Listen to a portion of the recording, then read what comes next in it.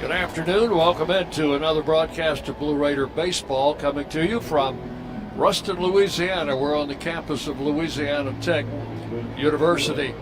And the Blue Raiders and the Bulldogs of Louisiana Tech square off today in Game 2 of a 3-game series. And we are at J.C. Love Field at Patterson Park, relatively new park, which was built after the old field was demolished by a tornado some few years ago. So Middle Tennessee and Louisiana Tech meeting today for the 44th time. Tech with a winner yesterday, 8-1, and they improved their edge in the overall series to 25-18 over the Blue Raiders.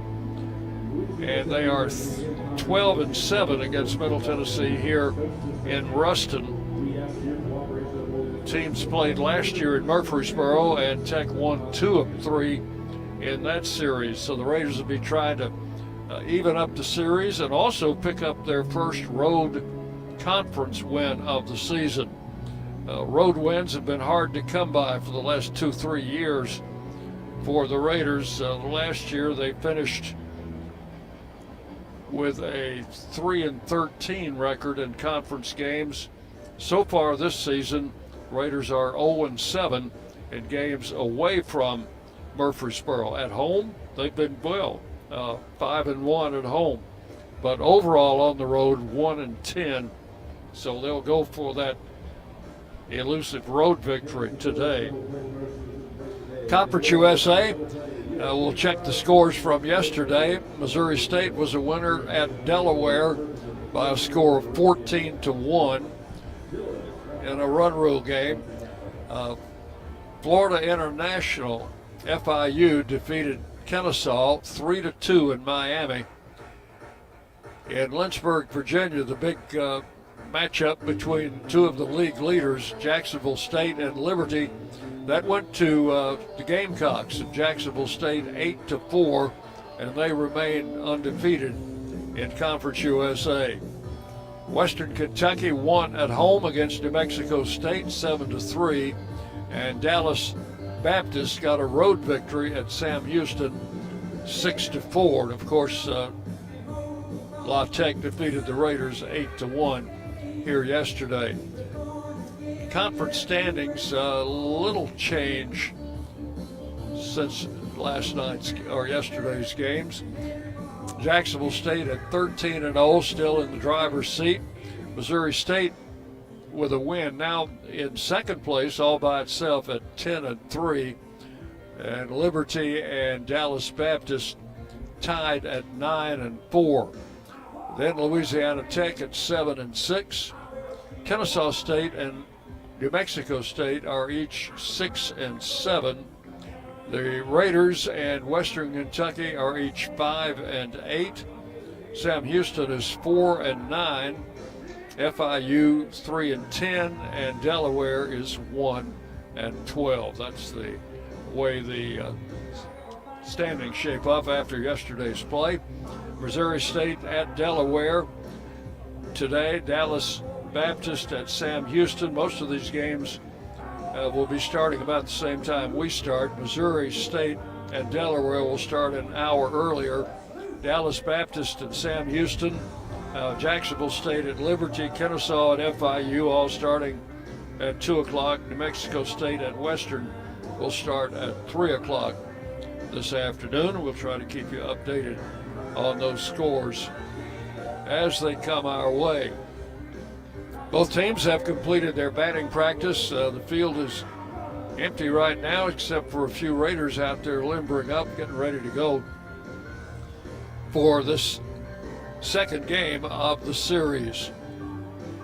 Coach Jerry Myers has shaken up his lineup a little bit, and we'll tell you about that when we pass along the starting lineups a little bit later. But he has made a couple of changes in the lineup.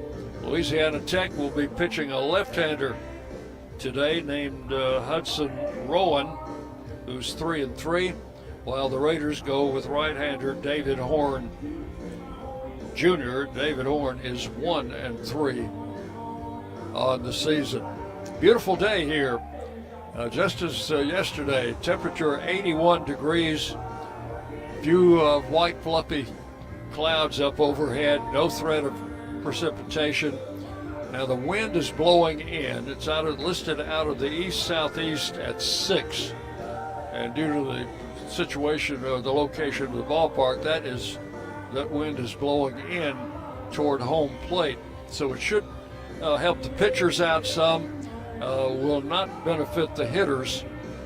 Just sitting up here in the press box watching the Raiders take batting practice, and earlier La Tech, the ball was not flying out of here.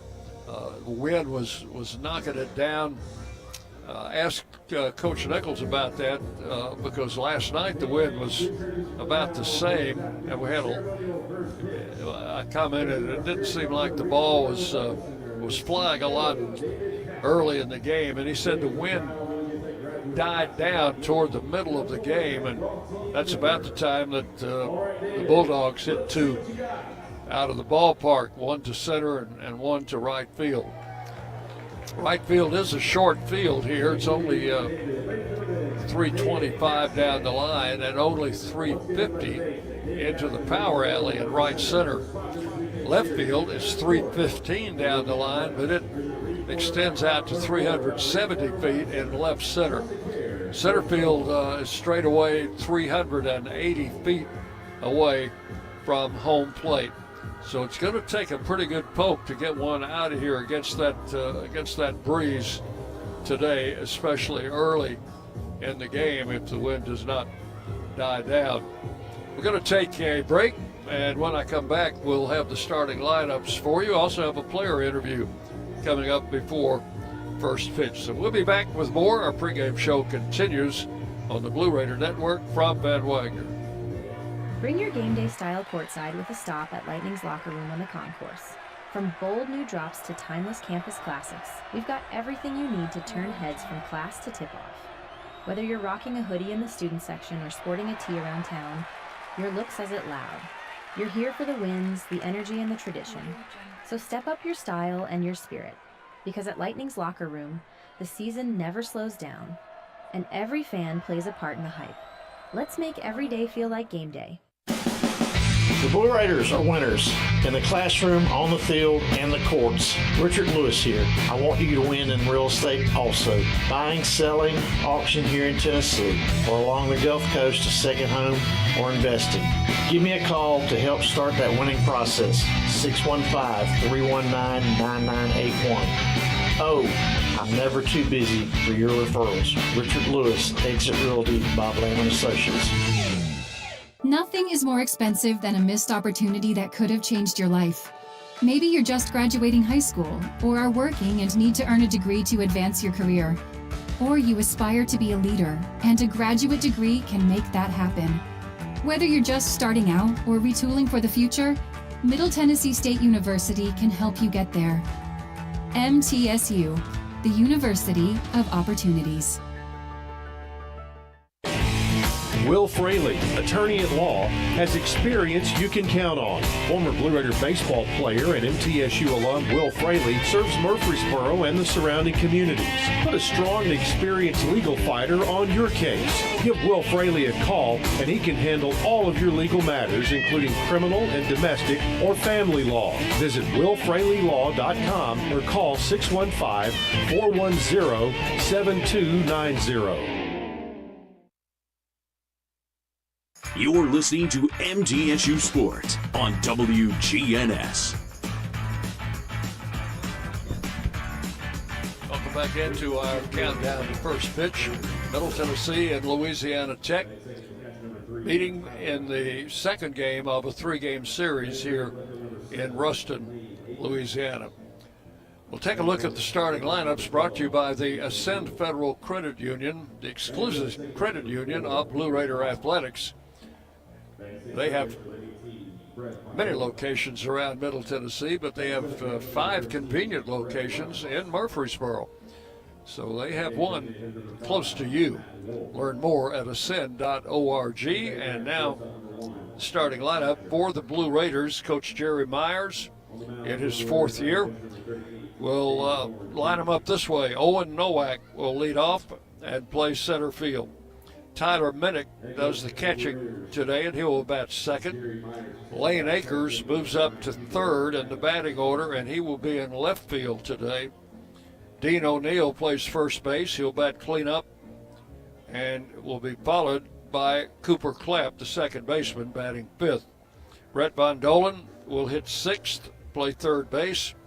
Brett Rogers in right field will bat seventh. The designated hitter will be Matt Wolf, and he will hit in the number 8 spot.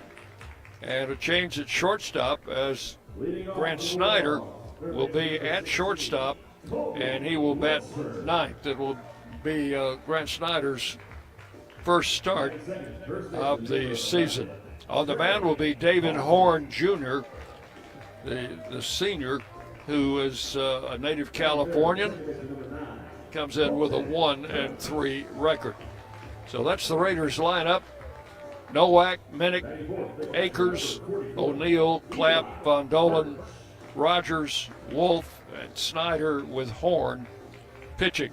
Raiders are 17-17 overall, 5-8 in Conference USA. Now for Louisiana Tech, head coach Lane Burroughs in his 10th year has given us this lineup. Leading off will be the third baseman, Colby Lunsford. Trey Halsey at first base will bat second. Colton Coates plays second base, hits third. The catcher is Eli Birch. He'll bat in the cleanup spot. Wesley Scott in left field will bat fifth. Casey McCoy, a freshman, will be the designated hitter. He'll bat sixth. Kate Patterson in right field will hit seventh. Zeb Rudell, who did not start yesterday, will start in center field, and he will bat eighth. And the shortstop will be Brecken Minuet, and he will bat in the number 9 spot. On the mound will be a left-hander, Hudson Rowan, a junior with a record of 3-3. Louisiana Tech 19-16 overall. Before the game, I had a chance to talk with one of our pitchers. This is senior Bryant Baranek, and we'll let you hear from Bryant right now. Visiting with Blue Raider pitcher Bryant Baranek, who is one of the old guard. You've been with this team for a few years. You go back, I guess, to when we were down here for the tournament, don't you? Yes, sir. Yes, sir, I do. It was 24, I think. Yeah, it's always a good atmosphere here. It's a lot of fun playing. Yeah, you and just a few others go back that far. You're a senior now, and what are your graduation plans? Do what now? Graduation plans, when you're graduating and that sort of thing. I'm going to graduate in December of 26. If nothing happens in baseball, I'll go get a job somewhere. You got anything lined up already?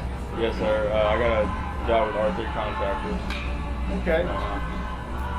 Well, you've been a starter, you've been a reliever.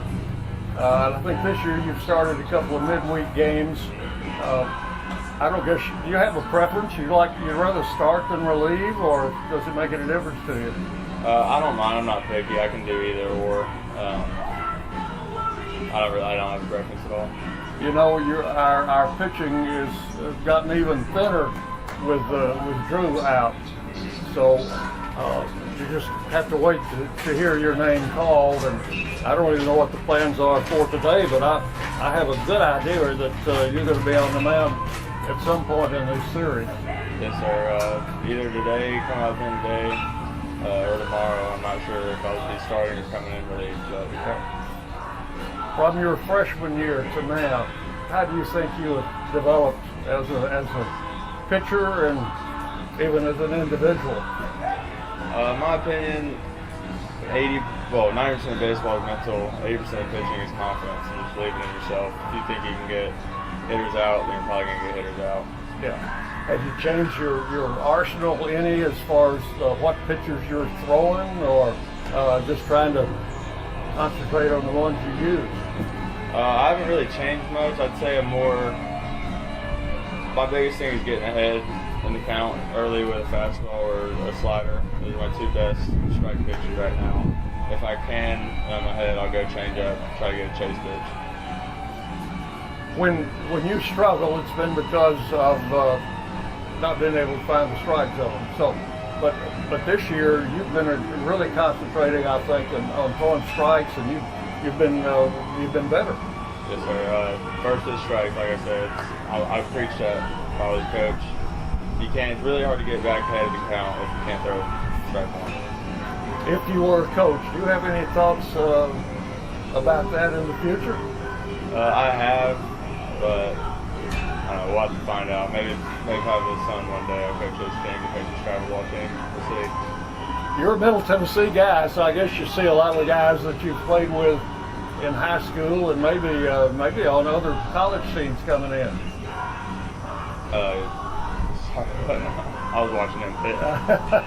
We're talking during La Tech's batting practice, so and trying to stay out of the line of fire. Not just talking about other guys that you've played with in the past. You've kind of seen them go their separate ways and develop. And you have any really close friends that you keep up with? Yeah, I still talk to Jackson Galloway. Me and him roomed my sophomore year, so when we were here, he's doing good. Jay Lee, I roomed with him freshman year. He's doing pretty good at Tribeca. And of course, we just talked to Adam Dennison. Okay, well, wish you continued success, whatever your field of endeavor is after you get out. But we need to come out here and pick up a couple of wins and win this series. Yes, sir, absolutely. All right, thank you, man. Yes, that is Bryant Baranek, Blue Raider pitcher, senior from Spring Hill, Tennessee. We're just a few minutes away from first pitch. We'll take our final break, and we'll be back with Blue Raider baseball and first pitch coming up next on the Blue Raider Network from Van Wagner. When the arena lights dim for a concert, or when the crowd becomes one at a big game, you can almost feel like you're the biggest fan. But who's your biggest fan? It's the person that will get you home safely after a night of drinking. It's the person who looks out for your life to make sure you leave the stadium with someone sober. This could be a designated driver or someone who offers to get you a ride share. Because in Tennessee, fans don't let fans drive drunk. Brought to you by the Tennessee Highway Safety Office, a division of the Tennessee Department of Safety and Homeland Security. Hey Blue Raider fans, this is Brad Hopkins with Exit Realty Bob Lamb & Associates. Winning in real estate is a lot like football. Good coaching and recruiting a great team are the keys. I put together a team of lenders, inspectors, and home professionals to help you succeed. Let me coach you through this process and make sure you come out a winner. Whether you're looking to buy, sell, or invest, I am here to help you win. Visit BradHopkinsHomes.com or call 615-556-9239 to find out more. Las Casas Drugs is a proud sponsor of Blue Raider Athletics, located at 4702 Las Casas Pike, just minutes from Murfreesboro. Las Casas Drugs strives to provide all of your pharmaceutical needs in that hometown atmosphere you deserve. Family-owned and operated, Las Casas Drugs offers free delivery, immunizations, drive-through window, gift shop, merchandise, and medication management programs. Come by and see how we can make a difference. And go Blue Raiders. WGNS, Murfreesboro, Smyrna, the flagship station for Blue Raider sports. From the Blue Raider Network and Van Wagner College, it's time for Middle Tennessee State University baseball. Today's game is brought to you in part by Exit Realty, Bob Lamb & Associates, and agents Brad Hopkins, Richard Lewis, Jonathan Harmon, and Chip Walters. The Tennessee Highway Safety Office. And by Middle Tennessee State University. Ladies and gentlemen, it's time for Blue Raider baseball. And welcome back to Ruston, Louisiana. The Raiders take on Louisiana Tech in Game 2 of this 3-game series. The Bulldogs have taken the field, and they're pitcher today will be a left-hander, Hudson Rowan. Rowan is a junior from Panama City, Florida, transfer from Florida State, and he will be making his 9th start of the season. He has appeared in 10 games with 8 previous starts. His record is 3-3, 4.30 earned run average. He's pitched 37 2/3 innings, given up 27 hits, 18 earned runs, has walked 24 and struck out 35, and he will face Owen Nowak to lead off the first inning for the Blue Raiders. We'll give you that defensive alignment in just a moment. First pitch is on the way, and it is taken for ball 1.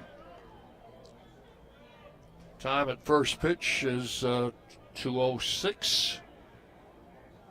1 ball and no strikes to Nowak. Ball 2 is a little low. Rowan's last start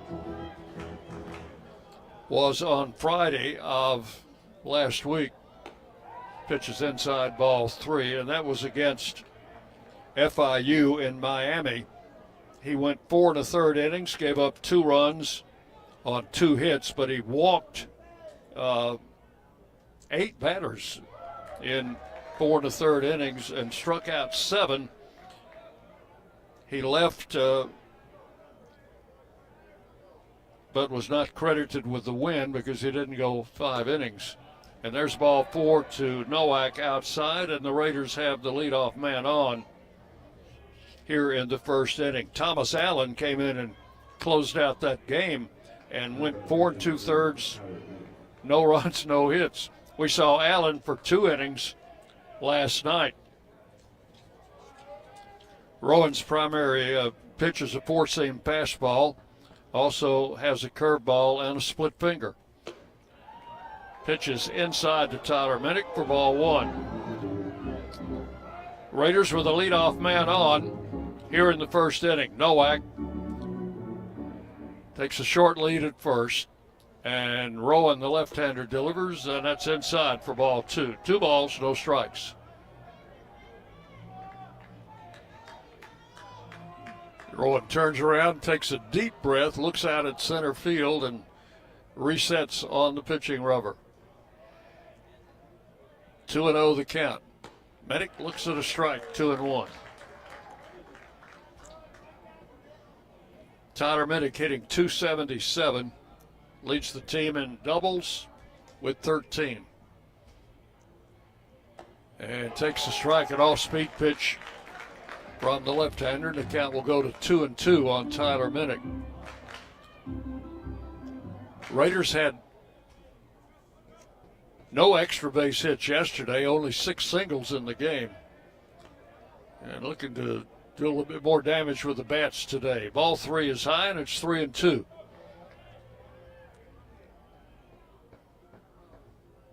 Nowak will draw a throw over there at first.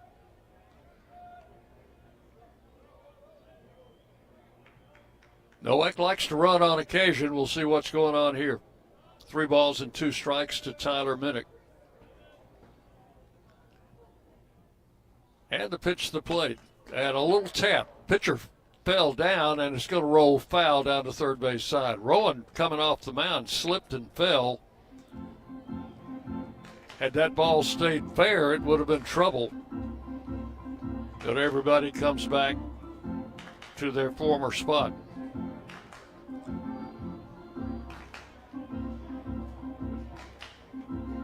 So we'll do it all over again with a 3-2 pitch to Tyler Minnick. Infield shifted around a little bit, playing him as a pull hitter to left, and this pitch hit him. Minnick hit by a pitch. That didn't sound too good, and I'm sure it didn't feel too good, as he will be checked over by our trainer. And as a catcher, you take a lot of bumps and bruises behind the plate doing your regular defensive job, but as a hitter, you don't expect to get hit by that baseball. But Minnick hit by the pitch will go down to first, so Raiders have them at first and second with no outs, and the batter is Lane Akers. Akers moved up to third in the batting order against the left-hander.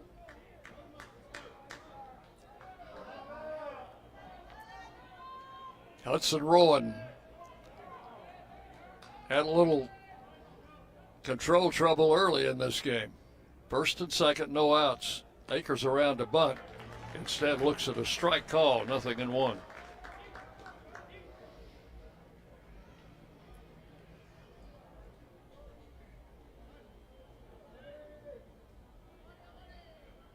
Left-hander comes set. And not bunting this time, takes the pitch high. 1 ball and 1 strike to count. Lane Akers from Murfreesboro. He's a redshirt freshman.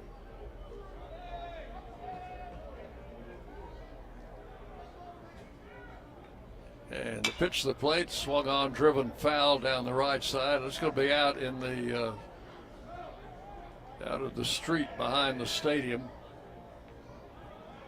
And the count will go to 1-1, or 1-2 rather, on Lane Akers. A ball and 2 strikes. Rowan with the pitch and swung on a miss, struck him out swinging. Got him on a high fastball. So there's our first strikeout in the game, and the batter will be Dean O'Neill. Number 12, Dean O'Neill. The only player for the Raiders with more than 1 hit yesterday in the game. He had a pair of singles, hitting .321. Leads the team in home runs and runs batted in. Takes the pitch outside, ball 1. Raiders could certainly use a good day with the bats today. 1 ball and no strikes. And Rowan with the pitch. That's low for ball 2. 2-0.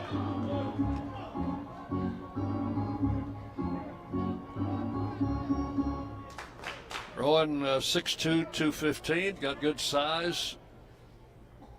And the pitch to the plate, swung on, hit right back up the middle. That is a base hit. Nowak rounding third. He's going to come in to score. The runners will be at first and second, and the Raiders, just as they did yesterday, will take an early lead. As O'Neill singles in the run, Minnick stops at second.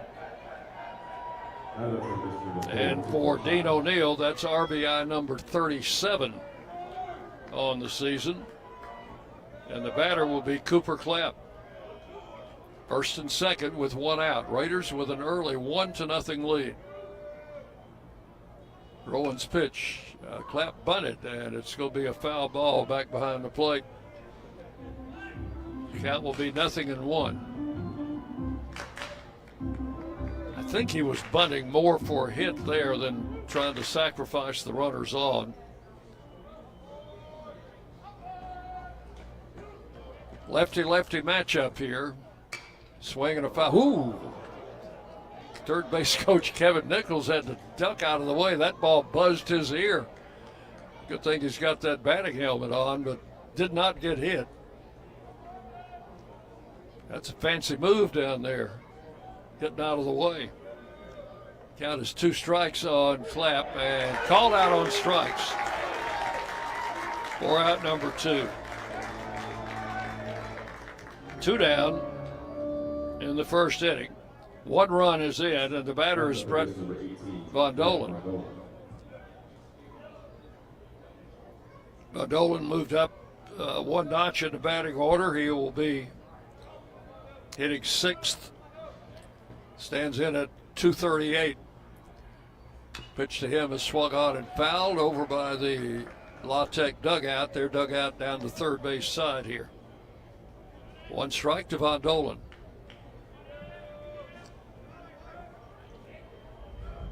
Minnick, the runner, at second. O'Neill with his RBI single is at first. The ball hit up the middle. Second baseman grabs it, touches the bag, and that is going to take care of the Raiders in the first inning. But the Raiders come up with one run on one hit, the O'Neill single. They leave two runners on base. We'll go to the bottom of the first inning. Middle Tennessee 1, Louisiana Tech coming to bat. You're listening to Blue Raider Baseball from Van Wagner. Bring your game day style courtside with a stop at Lightning's locker room on the concourse. From bold new drops to timeless campus classics, we've got everything you need to turn heads from class to tip-off. Whether you're rocking a hoodie in the student section or sporting a tee around town, your look says it loud. You're here for the wins, the energy, and the tradition.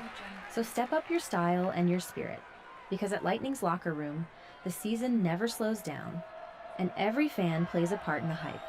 Let's make every day feel like game day. Hey folks, it's Chip Walters from Exit Realty Bob Lamb and Associates, helping Middle Tennessee make smart moves in a fast-moving market. Whether you're buying, selling, or just exploring your options, you deserve someone who knows this community and treats your goals like their own. From first-timers to long-time homeowners, I'm here to guide you with clarity, confidence, and a steady hand. When you're ready to make the next move, start with someone you trust. Visit choosechip.net. And let's make your 2026 move the right move. The Blue Raiders are on News Radio WGNS. And we move to the bottom of the first inning. Raiders leading 1-0. We'll have Tyler Minnick behind the plate. Von Dolan at third. Grant Snyder is starting at shortstop today. Cooper Clapp at second. Dean O'Neill at first. Lane Akers is out in left field. Owen Nowak in center and Brett Rogers in right field. And on the mound will be the right-hander, David Horn Jr. David's 6'5", 235, a native of Mission Viejo, California. Signed by Vanderbilt. And as a freshman appeared in pitched 15 innings. Sophomore season, he saw very little action, transferred to San Diego University and pitched there in 2025, and now a member of the Blue Raiders. He will face Colby Lunsford to lead off here in the first inning.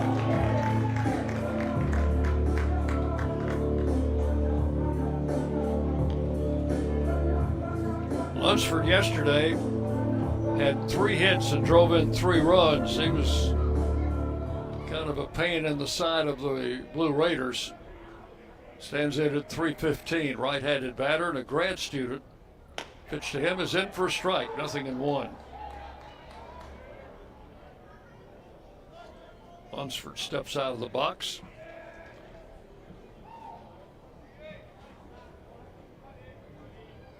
And the next pitch outside, 1 ball, 1 strike.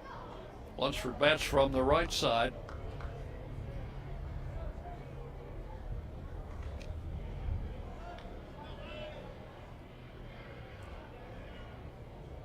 David Horn ready to work with a 1-1 pitch.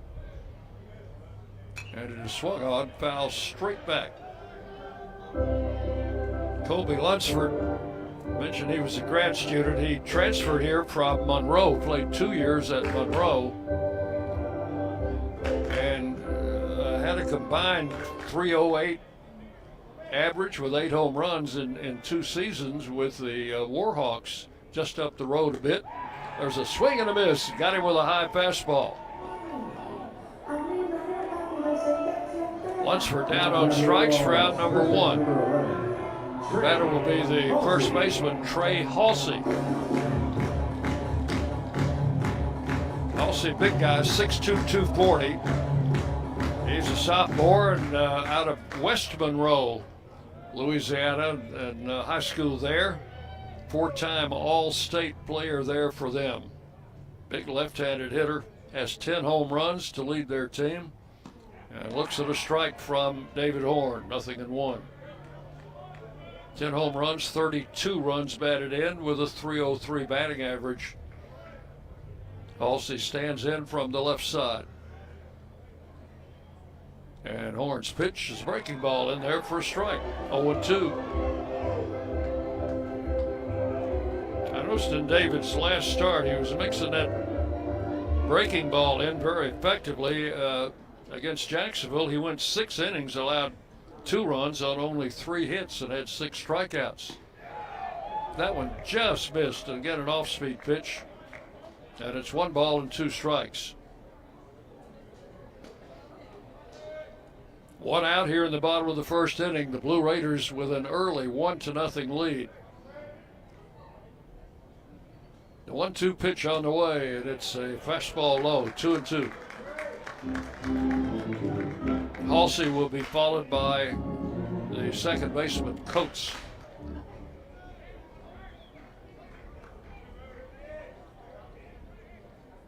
Right-hander delivers and struck him out with a breaking ball. So he struck out the first 2 here in the bottom of the first inning. He got Lunsford on a high fastball. He got Halsey on a breaking ball inside. And here's Colton Coates, the second baseman. The switch hitter, he'll bat left-handed against the right-hander, David Horn. We saw him hit from the right side yesterday. Pitch to the plate. There's a strike, caught the outside corner, 0-1. Coach yesterday, 0 for 4. Reached base once with a walk.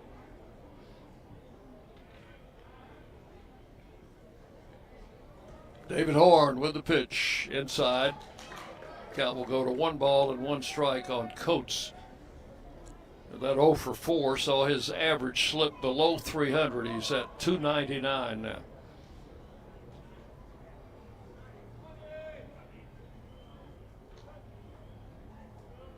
Horn ready to work, and the pitch to the plate. Fastball is low, ball 2. 2 balls, 1 strike. Raiders playing this hitter just about straight away in the infield and outfield.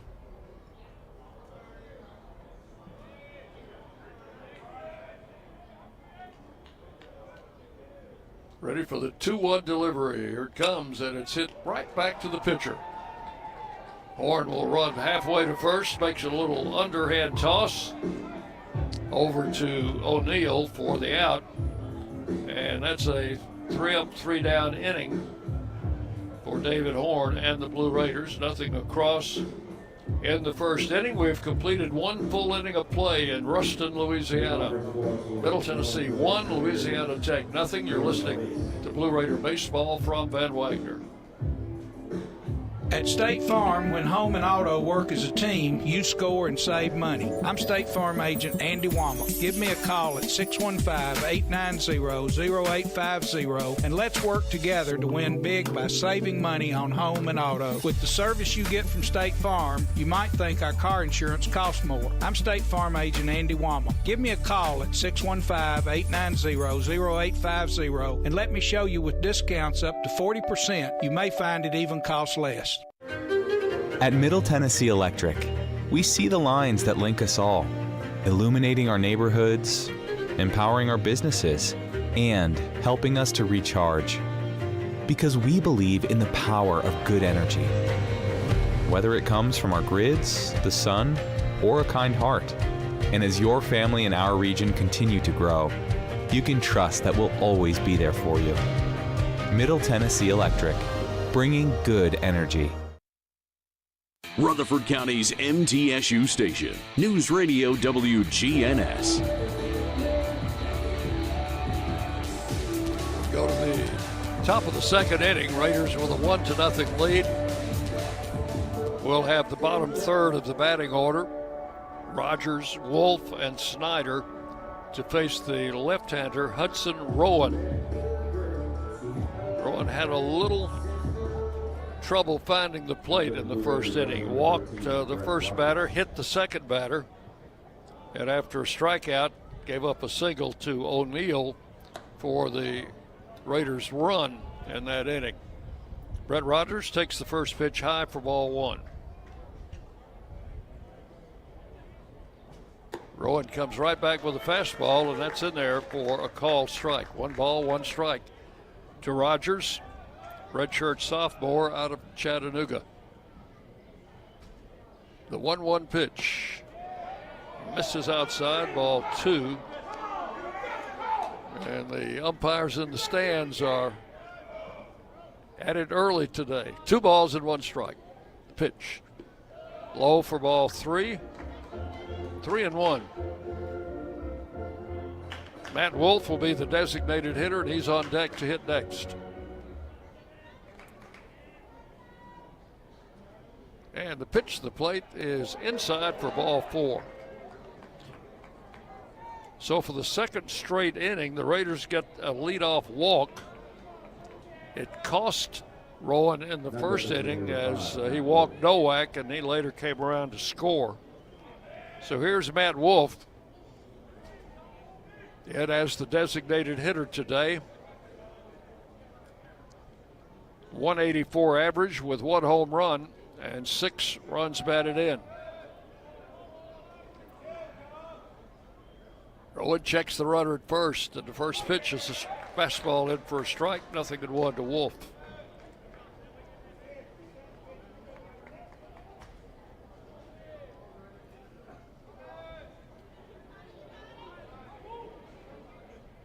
Left-hander delivers, ball hit to short. He'll touch the base, throw to first, that's a double play. Perfect 2-hopper hit to the shortstop minuet. Took about 2 steps, touched second base, through to first for the double play. So 2 outs, base is empty. And the batter will be Grant Snyder. Grant making his first start of the season. Pitches inside, ball 1. He's appeared in 8 games, has been used a lot as a pinch runner. He's scored 3 runs, but he has not had a hit yet. Very few at-bats for Snyder. There's a strike called, 1-1. Grant, of course, the younger brother of last year's center fielder, Eston Snyder. Pitch is swung on, hit in the air. We'll see what the wind does with this. It's going to hold it up for the right fielder, and that is Patterson who will make the catch for out number 3. No runs, no hits, and with the double play, nobody left on base. We'll go to the bottom of the second inning. It's Middle Tennessee 1, Louisiana Tech 0. You're listening to Blue Raider Baseball from Van Wagner. Locally grown, Blue Raider proud. This is Jonathan Harmon with the J. Harmon Home Team. As an MTSU alumnus and lifelong Rutherford County resident, I bring the heart of a teacher, the grit of a Blue Raider, and over 15 years of real estate experience to every client. Honest to a fault, connected to the community, and driven to serve. I don't just help you buy or sell, I help you understand every step. The J. Harmon Home Team, where real estate meets real talk.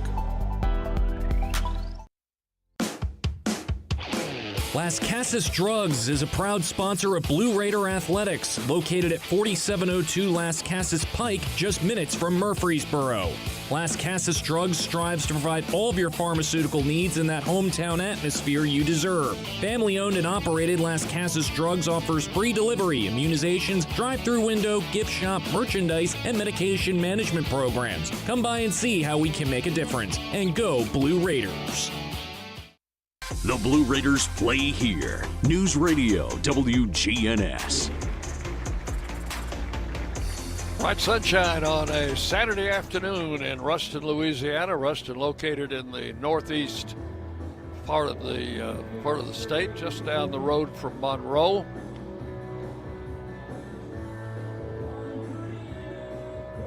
And about 9 hours driving time from Murfreesboro on a good day. Eli Birch, the catcher, will lead it off against David Horn Jr. here in the second inning. Horn set the side down in order with 2 strikeouts in the first inning. Birch hitting .284. Right-handed hitter. Transfer from Ole Miss. And the pitch to the plate high inside, ball one. That one got all the way back to the backstop. Birch is a native of Jackson, Mississippi, although he was born in Nashville. This Jackson, Mississippi is his hometown. Played 1 year at Ole Miss, pitches outside. Played 1 year at Chipola Junior College in Florida. 2 balls, no strikes. The pitch swung on, hit in the air to shallow right field. Cooper Clapp, the second baseman, going back. And the wind just held that one up enough for Clapp to get under it and make the catch. So that is out number 1. Wesley Scott, the left fielder, will stand in. A switch hitter, he'll bat from the left side. Scott had a good day with the bat yesterday. 2 for 4, had 2 runs batted in. And one of those hits, a 2-run homer, came in the 6th inning. Pitches outside to him, ball 1. That home run came just as the wind was dying down. Hit it out into, as a right-handed batter, hit it out into left center field over the center field wall near the 380 mark. Pitch is inside, ball 2, and it's 2 balls, no strikes to Scott. That was his 3rd home run of the year. And pitch is high for ball 3. So Horn falls behind Scott 3-0.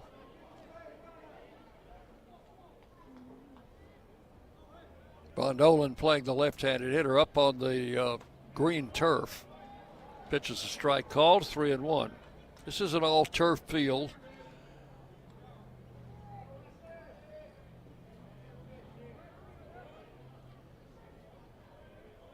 Three balls, 1 strike. Horn with the pitch, high outside, and he walked him. So Scott will be the first base runner for the Bulldogs. He's at first with 1 out. The batter is the designated hitter, Casey McCoy. McCoy, a freshman.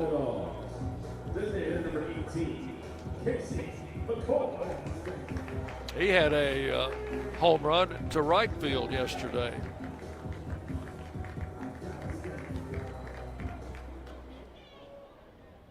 One on, 1 out in the 2nd inning. David Horn with the pitch, breaking ball in for a strike. 0-1 to McCoy. I think he was looking fastball on that pitch and had to change gears at the last second. Did not offer at it. 1 strike to count. Throw to first, runner back. Bulldogs don't steal a lot of bases. They have 21 on the season. I think I mentioned that yesterday, and on about the 2nd or 3rd pitch after that, they set the runner. Here's the pitch. Off-speed strike, and it's 0-2. So McCoy has seen a couple of off-speed pitches, and he's behind in the count, 2 strikes.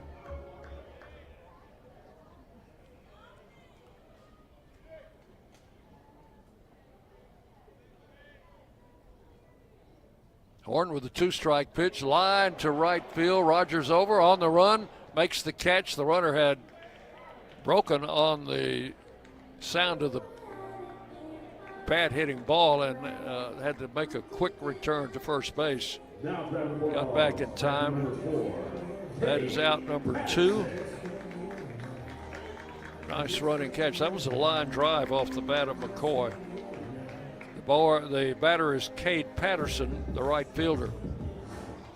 The left-handed hitter. Patterson had a double and 2 singles in yesterday's game.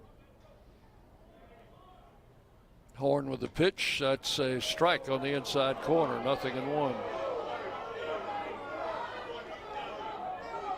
Crowd's going to give the plate umpire a little help on that one. 1 strike the count. And the pitch swung on, fouled out of play, and it's 0-2. Raiders in their blue tops today with the gray pants, the blue caps. La Tech, same combination as yesterday. All white home uniforms with the royal blue lettering and numerals and a hint of red. The runner does go. Throw to second base is in time, and that is going to be all in the second inning. Scott broke on the pitch, thrown out by Tyler Minnick to end the inning. So in the second inning, no runs, no hits, and nobody left on base, and we'll have Patterson to lead off the third inning for Louisiana Tech. So we have completed 2 full innings.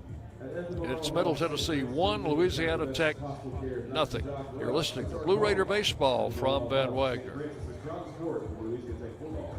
Bring your game day style courtside with a stop at Lightning's locker room on the concourse. From bold new drops to timeless campus classics, we've got everything you need to turn heads from class to tip-off. Whether you're rocking a hoodie in the student section or sporting a tee around town, your look says it loud. You're here for the wins, the energy, and the tradition. So step up your style and your spirit, because at Lightning's locker room, the season never slows down, and every fan plays a part in the hype. Let's make every day feel like game day. The Blue Raiders are winners in the classroom, on the field, and the courts. Richard Lewis here. I want you to win in real estate also. Buying, selling, auction here in Tennessee, or along the Gulf Coast, a second home, or investing. Give me a call to help start that winning process. 615-319-9981. Oh, I'm never too busy for your referrals. Richard Lewis, Exit Realty, Bob Lamb & Associates. WGNS, the flagship station for Blue Raider sports. Go to the third inning, Raiders leading 1-0. And it will be the top of the batting order, Owen Nowak. Drew a walk, scored in the first inning on Dean O'Neill's hit.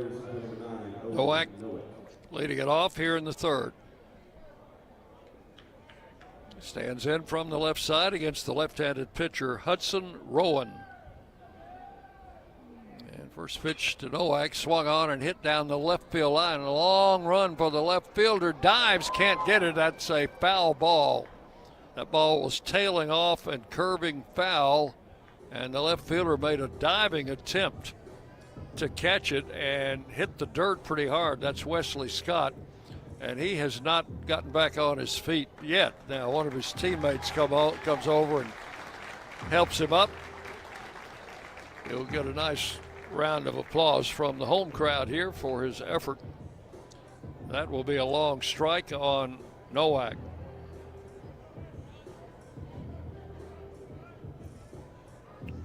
That ball was curving foul all the way, and I thought for a moment it might have a chance to drop fair. It was about 4 to 5 feet foul when the left fielder made the attempt to catch it. Rowan's pitch swung on, a high chopper to the first baseman, takes it right at the bag. One step over there to touch first base, and Nowak retired. That was a high chop.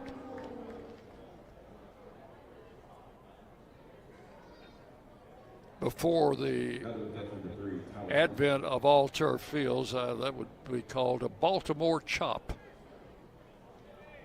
One out here in the third. The batter is Tyler Minnick. Was hit by a pitch in the first inning. It takes this first offering low. 4-1.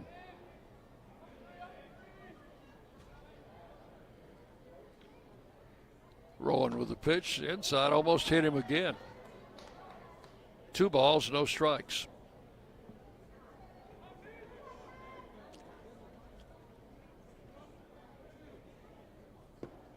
Going inside, ball 3. The count goes to 3-0 on Tyler Minnick.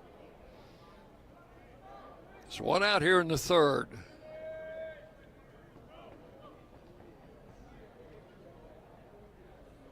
And ball 4 is high, and he walked him on 4 pitches. So the Raiders have a base runner here in the 3rd, and that will be the 3rd walk given up by Rowan. He's walked 1 in each of the first 3 innings. The batter will be Lane Akers. Akers struck out in the 1st.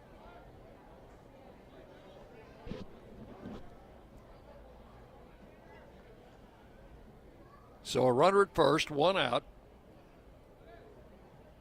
Akers swings and misses at the first pitch from Rowan, strike 1. Lane is playing left field today. He was the DH in yesterday's game. Swung on, hit high in the air and foul. That's going to drift out of play. Count will go to 2 strikes now on Akers.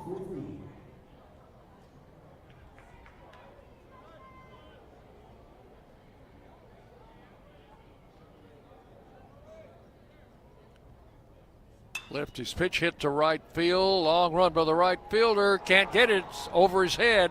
Rolling into foul ground. Minnick is headed for 3rd. Akers will pull into 2nd with a double. And the Raiders have 2 in scoring position with 1 out. Sharp line drive, curving toward the foul line in right field. Patterson, the right fielder, made an effort, but the ball was over his head and up against the wall. That's right below the scoreboard. Scoreboard is very close to the foul pole down the right field line. So the Raiders have runners at 2nd and 3rd. That is hit number 2 off Rowan. And the pitching coach for the Bulldogs making a visit to the mound, and they already have a relief pitcher up and throwing in the bullpen. Number 38, Nate Kreider, a right-hander, is throwing down in the bullpen. He's a big guy. You can tell from this distance. So 2nd and 3rd with 1 out. O'Neill had the hit that drove in the Raiders' only run in the 1st inning. It was a sharp single right up the middle. O'Neill got his 37th RBI with that hit. Rowan's pitch, taken inside, ball 1.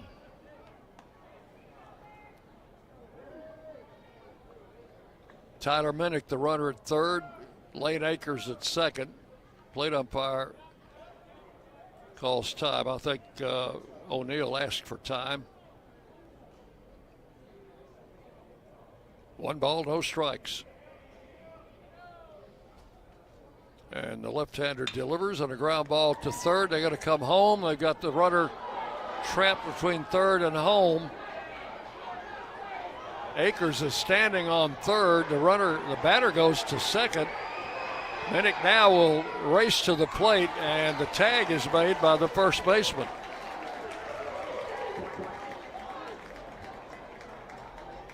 So, pretty good base running on the part of the Raiders. Akers came all the way to 3rd, so Minnick didn't have any choice. He had to head for home plate, but he kept in the rundown long enough for O'Neill to get to 2nd. So now 2nd and 3rd with 2 outs. And the batter will be Cooper Clapp. So the Raiders still have 2 runners in scoring position, but 2 outs now in the inning.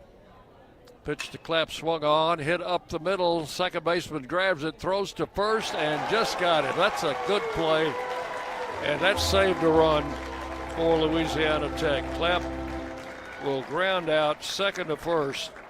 That ball was hit up the middle. The second baseman, Coates, moved behind the bag at 2nd, threw across his body, just in time to get the base runner. So in the inning, no runs. There was 1 hit and 2 men left on base.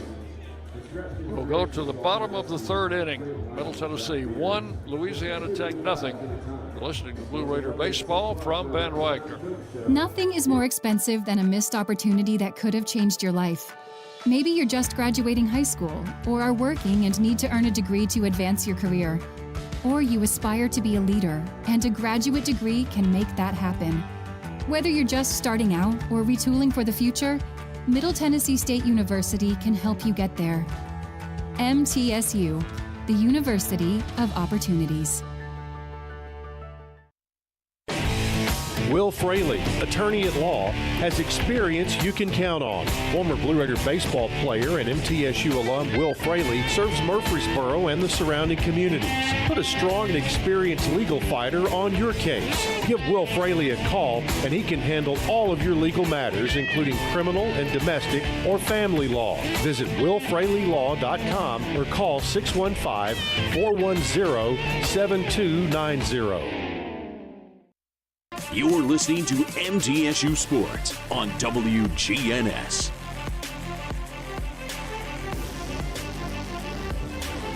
We go to the last of the third inning. Raiders leading 1-0. Got that run in the top of the first on a Dean O'Neill single. For the Bulldogs, Patterson, the right fielder, will lead off, followed by Riddell and Minuet. Cade Patterson was batting and had a 2-strike count in the second inning when Scott was thrown out trying to steal. There goes another train. So behind the right field wall, and it's going a different direction than the first one. First pitch by David Horn, in for a strike to Patterson. And this pitch comes in low, 1-1.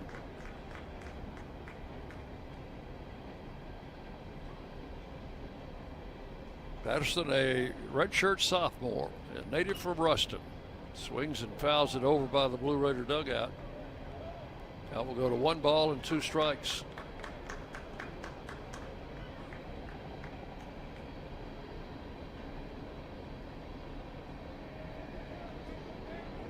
Patterson leading off the third.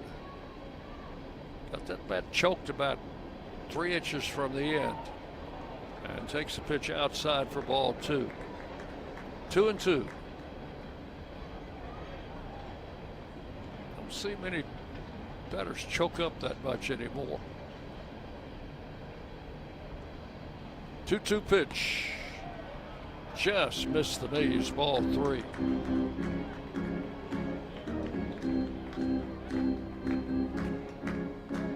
Train has moved on now. Full count, 3-2, and a swing and a tap back to the mound. Pitcher's going to tag the runner, and that's going to be out number 1. Patterson is out. Pitcher Horn unassisted. So 1 out. That ball hit close enough to the first base line that when Horn grabbed it, the runner was almost even with him, so he just put the ball on him for out number 1. Here is Riddell, the center fielder. Left-handed hitter. Used as a pinch hitter yesterday, was 0 for 1. Takes a strike call, 0-1. Riddell is a native of Monroe. He is a transfer from LSU. Played 2 years for the Tigers. Outside ball 1, 1-1.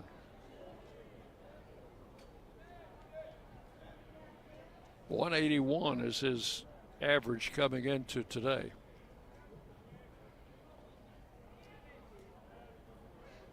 Horn's pitch swung on and drilled foul off to the right. There's a big screen in front of the picnic area down the right field line, and that ball kicked off that screen. 1-2. Had a crowd of over 2,000 here last night, and they were pretty vocal. And another good crowd here this afternoon, maybe not quite as large. This pitch outside, 2-2.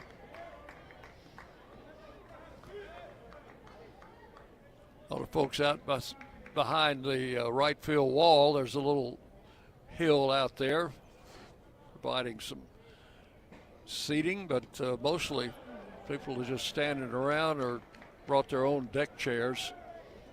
Pitches inside. The count will go full to Riddell, 3-2. One out here in the third. Blue Raiders are leading 1-0.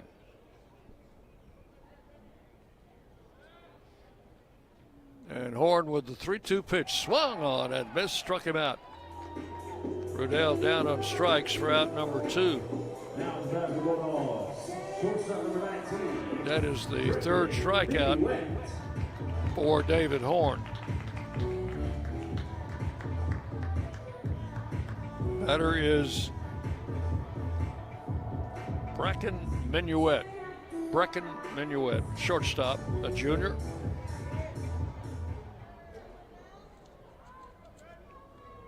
Big for a shortstop, 6'3", 200-pounder. Takes a breaking ball in for a strike, 0-1.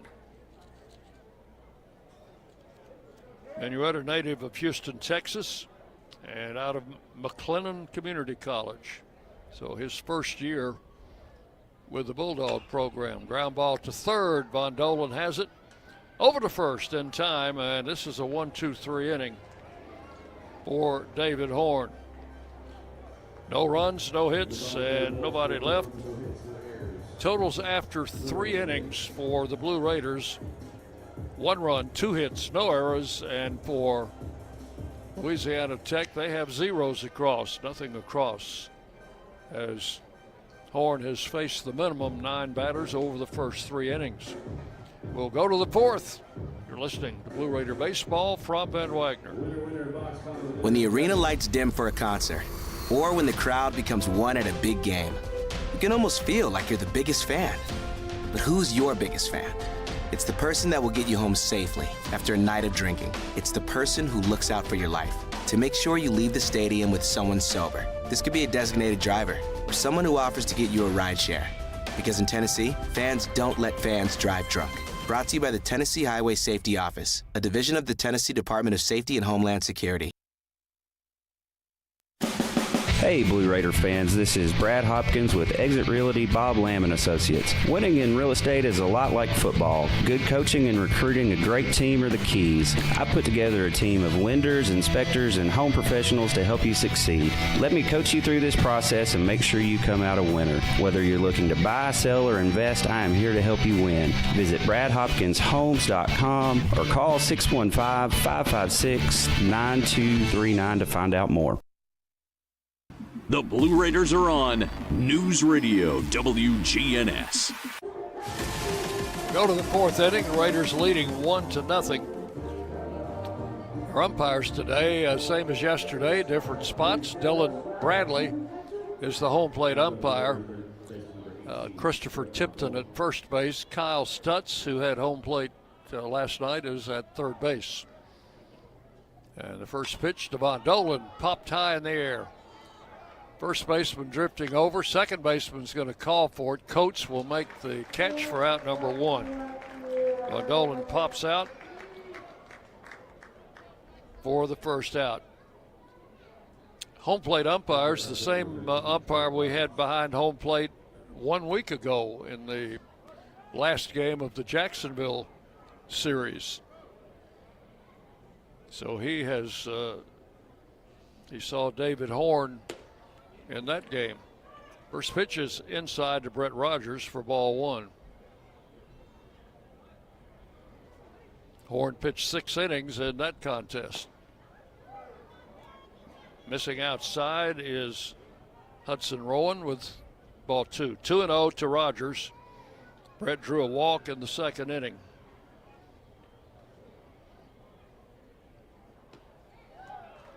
Takes a strike and it's 2-1.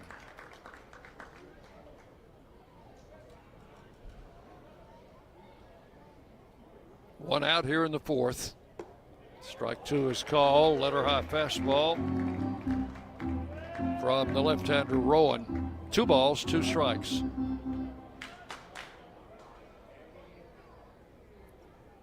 And the pitch high inside. That's all the way back to the backstop. Count will go full, 3-2.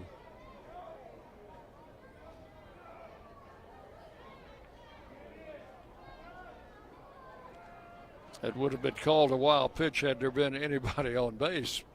And ball 4 is low outside, and that's another walk given up by Rowan. That's the 4th walk. But he hasn't walked over 1 in an inning.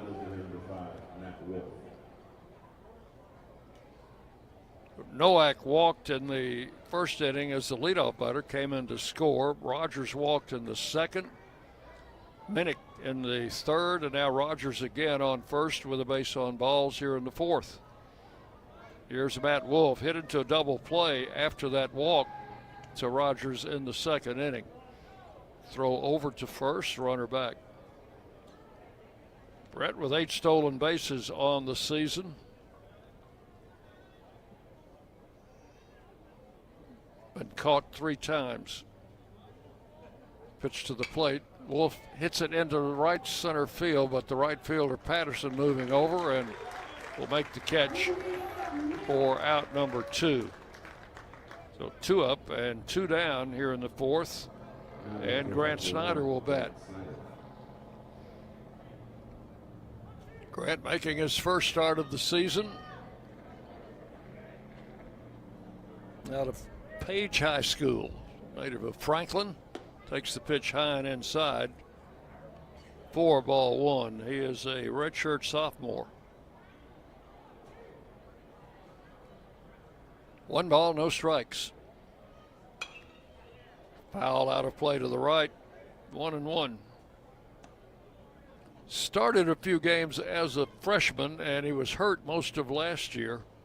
So he took the redshirt year last year. Throw to first. Rogers ducks back in there. Count is 1-1 to Grant Snyder.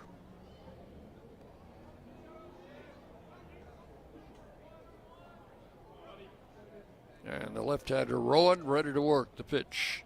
Swung on, hit into right center field. Right fielder Patterson moving over. Gets under it, makes the catch for out number 3. No runs, no hits. 1 man left. We'll go to the bottom of the 4th inning. Middle Tennessee 1, Louisiana Tech nothing. You're listening to Blue Raider Baseball from Van Wagner. Las Casas Drugs is a proud sponsor of Blue Raider Athletics, located at 4702 Las Casas Pike, just minutes from Murfreesboro.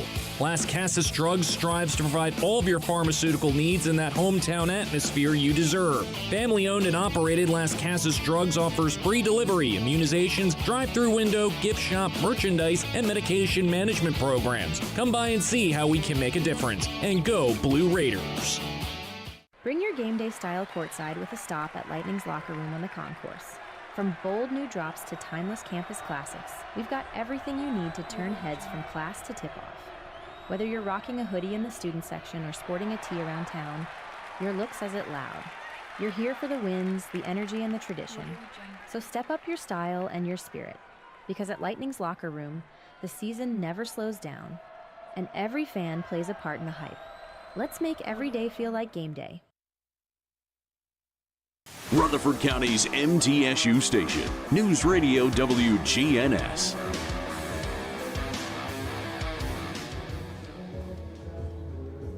We go to the 4th inning, top of the batting order, scheduled for Louisiana Tech. Let's pause 10 seconds for station identification. You're listening to Middle Tennessee Baseball. The flagship station for Middle Tennessee sports, WGNS, Murfreesboro, Smyrna. The Blue Raiders play here. Dick Plummer with you from Ruston, Louisiana. Second game of a 3-game series. David Horn Jr. has pitched to the minimum through the first 3 innings. He has allowed 1 walk, but that base runner was erased trying to steal. So the leadoff man, Lunsford, who struck out in the first inning as the first batter for the Bulldogs, will stand in there for his second turn. And Horn with the pitch, breaking ball in for a strike, 0-1. Horn mixing his pitches well. He's got that breaking ball in the strike zone for the most part. Outside, 1-1 to Lunsford. Grad student Colby Lunsford. Native Californian, as is Horn.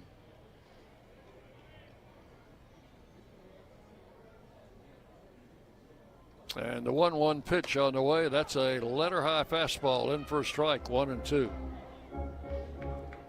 Our softball team playing up in Delaware today. They fell to the Blue Hens 9-1 yesterday. This second game of their series. The pitch swung on and foul straight back. Count hold at 1-2. Men's tennis split 2 matches yesterday, losing to Memphis 4-3, and then coming back to defeat Bellarmine 7-0. Women's tennis playing today. They have a 5 o'clock start time against Eastern Kentucky at home. Ground foul outside the third baseline. The count holds at 1-2 on Lunsford. Middle Tennessee will host the Conference USA Tennis Championships. The women's side, April 15th through the 18th. And on the men's side, April 17th through the 19th at the outdoor tennis courts, or in case of bad weather or a conflict while those tournaments going on at the same time for a couple of days, we could shift out to the Adams Tennis Center. But I invite you to come out and see some very good collegiate tennis. There's a swing and a miss, strike 3, and Lunsford down on strikes for the second time. 1 out in the 4th. Batter is Trey Halsey. He's the first baseman. Big left-handed hitter, struck out in the first inning.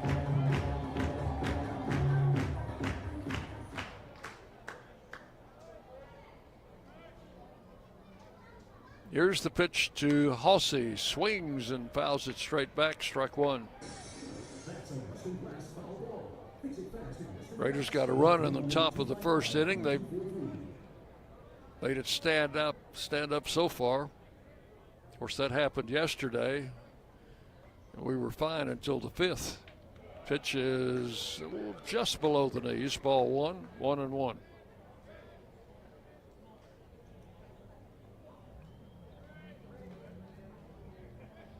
Sun is ducked behind a cloud. We've got a few fluffy clouds up ahead, up above us. Pitches inside and low. Ball 2, 2-1.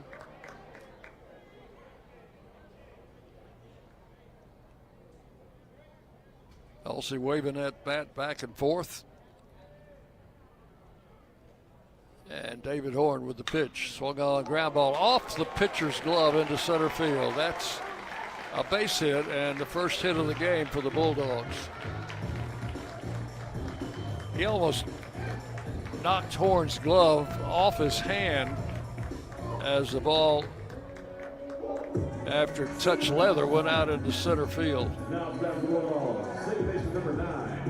So hit number 1 for the Bulldogs. Halsey at first base. The batter is Colton Coates. Coates grounded out to the pitcher in the first inning. Switch hitter, batting left-handed.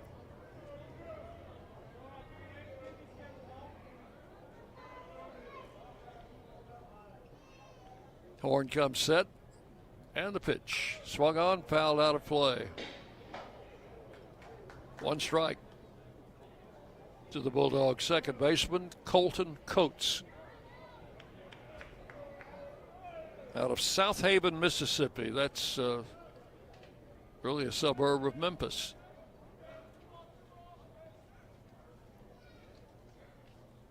And the pitch. A little bit low for ball 1, 1-1. Coates attended DeSoto Central High School in South Haven. This is his 3rd year with the program here. Saw very little action as a freshman. Started 56 games as a sophomore. Pitches outside, 2-1. Started 39 of those games at third base. He's been at second base for this series. 2 balls, 1 strike to Coates. Horn with the pitch, swung on, hit in the air to right field. Rogers going back. That's hit deep, and that one is gone.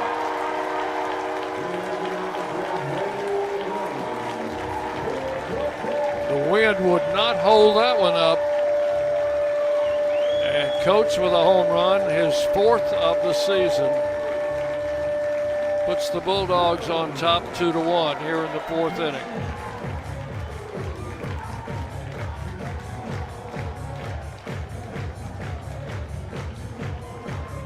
That is only the 3rd home run that David Horn has given up this season. So back-to-back hits in the inning, a single and a home run, and LaTeX on the board leading 2-1. The batter is Birch. Takes the pitch high for ball 1.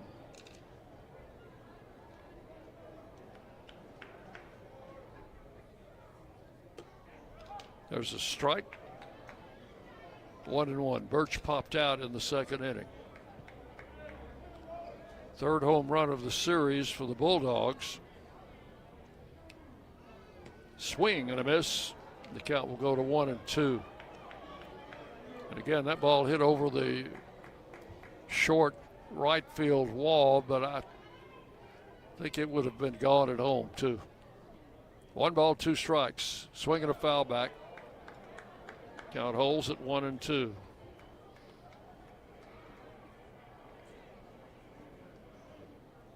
So just like that, the Bulldogs take the lead.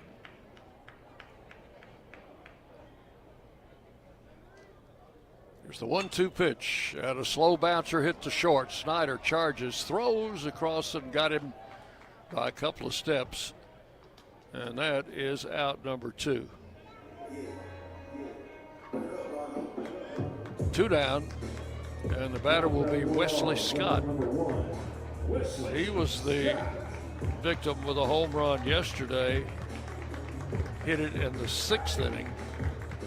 The Raiders were leading 1-0 at that time and hit a 2-run homer.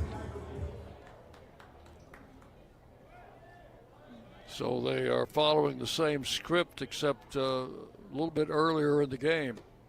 Pitch to Scott, inside, ball 1.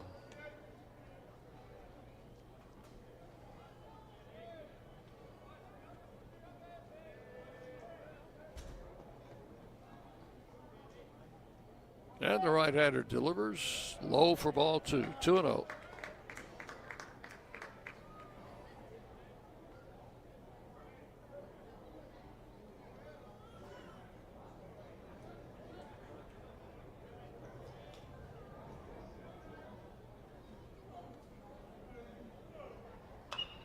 A swing and a foul off to the right side. 2 balls and 1 strike to Wesley Scott. 2 outs here in the 4th inning. Base is empty. And Louisiana Tech has taken a 2-1 lead.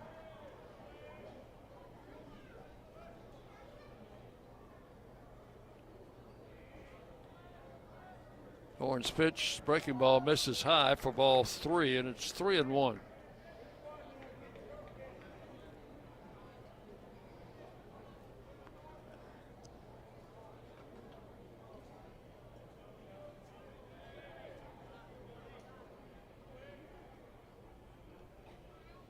Scott takes a strike. That'll fill the count up 3-2 to the switch hitter. Wesley Scott took a hard tumble in foul ground in left field when he was reaching to catch a long foul ball. 3-2 pitch, swing and a foul out of play. Count holds at 3-2.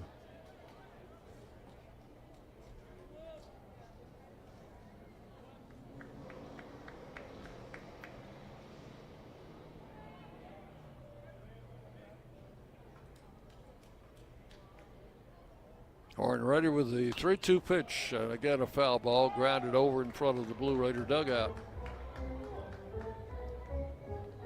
Count holds at 3 balls, 2 strikes.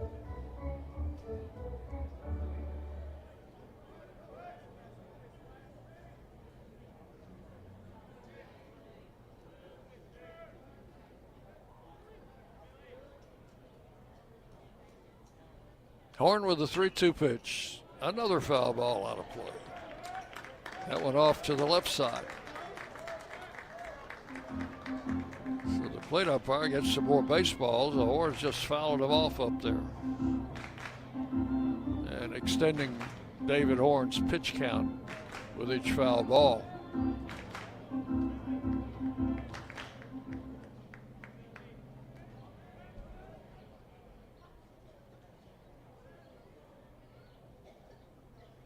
Here is another 3-2 pitch, and that one's hit in the air into right center pretty deep, but that's going to be handled out there by Rogers near the warning track, and that is out number 3.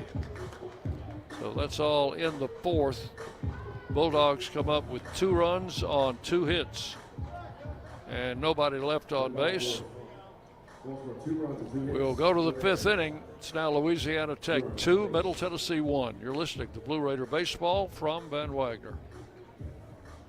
Hey folks, it's Chip Walters from Exit Realty Bob Lamb & Associates, helping Middle Tennessee make smart moves in a fast-moving market. Whether you're buying, selling, or just exploring your options, you deserve someone who knows this community and treats your goals like their own. From first-timers to long-time homeowners, I'm here to guide you with clarity, confidence, and a steady hand.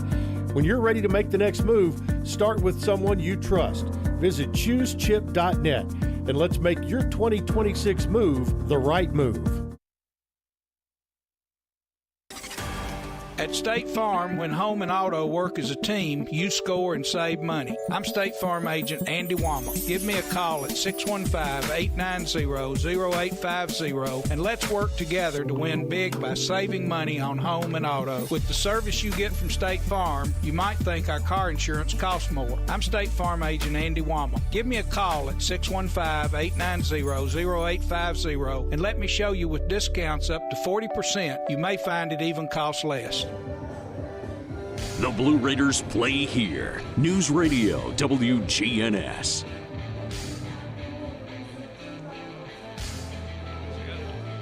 Louisiana Tech has taken the lead in this game with a 2-run homer off the bat of Colton Coates in the bottom of the 4th inning. It's 2-1 in favor of the Bulldogs.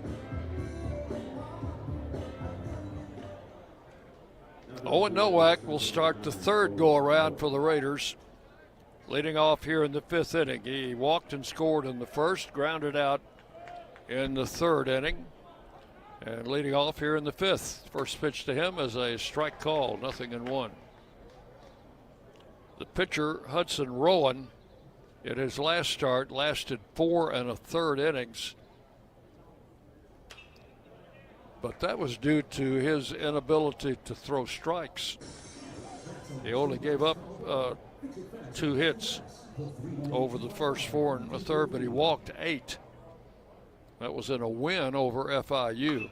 Hard ground ball to the first baseman. Halsey picks it and touches first base. Nowak retired by the first baseman unassisted for the 2nd time in this game. 1 out in the 5th. Tyler Minnick has been hit by a pitch and has walked.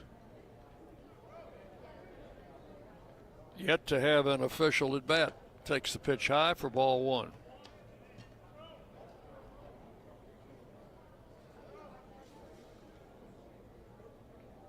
Rowan with a big windup. Delivers a strike, 1-1.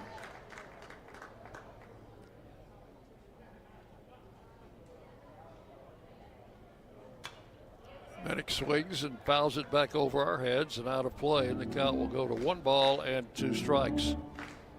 Bulldogs leading 2-1. We're in the 5th.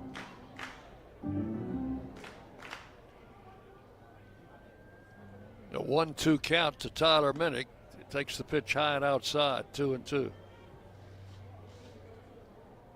Akers would be next.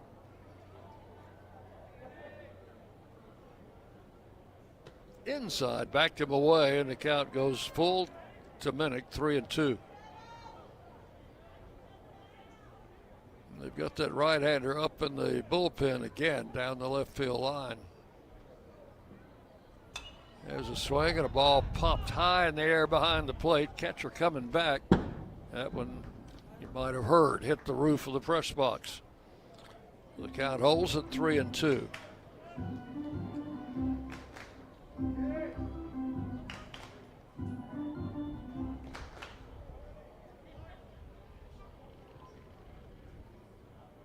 Another 3-2 pitch coming to Minnick, and he walked him. Pitch was high and outside.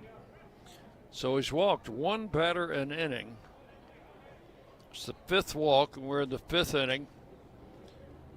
He walked Nowak in the 1st, Rogers in the 2nd, Minnick in the 3rd, Rogers again in the 4th, and Minnick again in the 5th.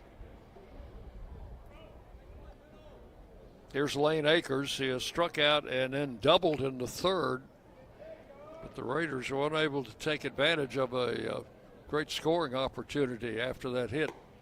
Pitch is outside, ball 1.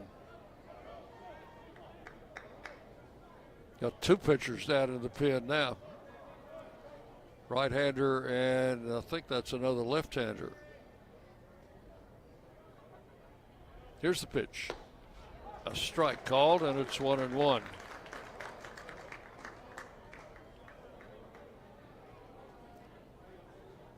For Lane Akers, that double in the 3rd inning was his 5th of the season.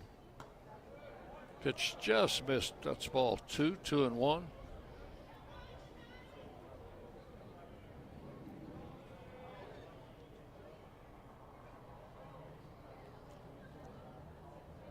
Left-hander comes set.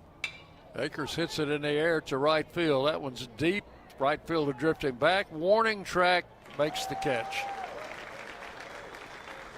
Just to the left of that big scoreboard. And Akers flies deep to right for the 2nd out. And Dean O'Neill will hit. He's been on base twice. Base hit, drove in a run in the 1st inning. He hit into a fielder's choice in the 3rd.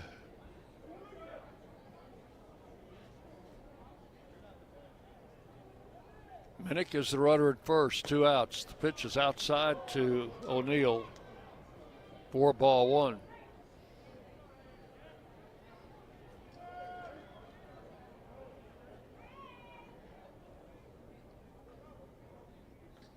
Left-hander comes set, and the pitch taken outside again, about the same spot as the last pitch. 2 balls, no strikes. 3rd game of the series scheduled for tomorrow at 1 o'clock. We'll be on the air at 12:45. There's ball 3, high and inside. 3-0. And there goes another train. This one going the other way. So that's 3 trains today since we came on the air. Pitch is a strike call, 3-1.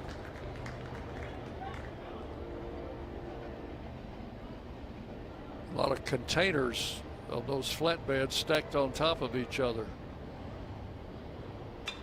Swung on, that ball driven to right field, and that one's deep. Right fielder Patterson back. He's on the warning track, almost in the same spot as Akers' fly ball was caught. Patterson hauls it in for out number 3.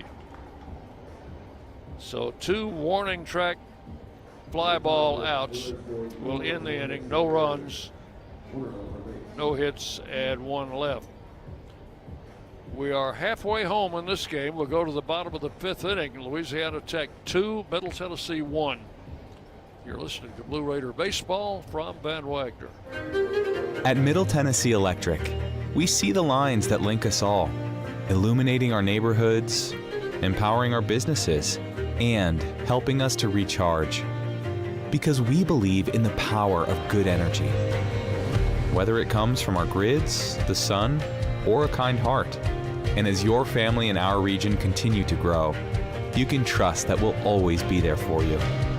Middle Tennessee Electric, bringing good energy. Locally grown, Blue Raider proud. This is Jonathan Harmon with the J. Harmon Home Team. As an MTSU alumnus and lifelong Rutherford County resident, I bring the heart of a teacher, the grit of a Blue Raider, and over 15 years of real estate experience to every client. Honest to a fault, connected to the community, and driven to serve. I don't just help you buy or sell, I help you understand every step. The J. Harmon Home Team, where real estate meets real talk. WGNS, the flagship station for Blue Raider sports. Well, the train has made its way on down the tracks. We're ready to go in the bottom of the fifth inning. A couple of other places we go have adjacent train tracks. I think in Knoxville, in their train behind the right field fence in Knoxville at the Tennessee Park. And I know in western Kentucky, we've got train tracks off to the other side of the street on the right side of the highway. Here for the Bulldogs, McCoy will lead off the fifth inning against David Horn Jr. And the first pitch drilled into center field for a base hit. McCoy didn't waste any time, jumped on that first pitch. That is hit number 3 off Horn. Leadoff man on in the fifth, and the batter is Cade Patterson, the right fielder. He hit a little roller down the first baseline, and the pitcher Horn picked it up and tagged him out back in the third inning. So a runner at first, no outs.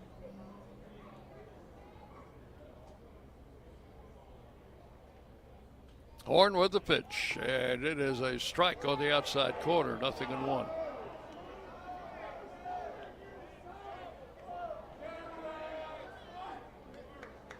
That right-hander still throwing down in, no, this is a left-hander up now, down in the Bulldog bullpen. Different left-hander. Pitch outside as he showed bunt. Ball 1. Guy warming up is Luke Nichols, a left-hander. 1 ball, 1 strike to Patterson. Throw to first. The runner gets back in time.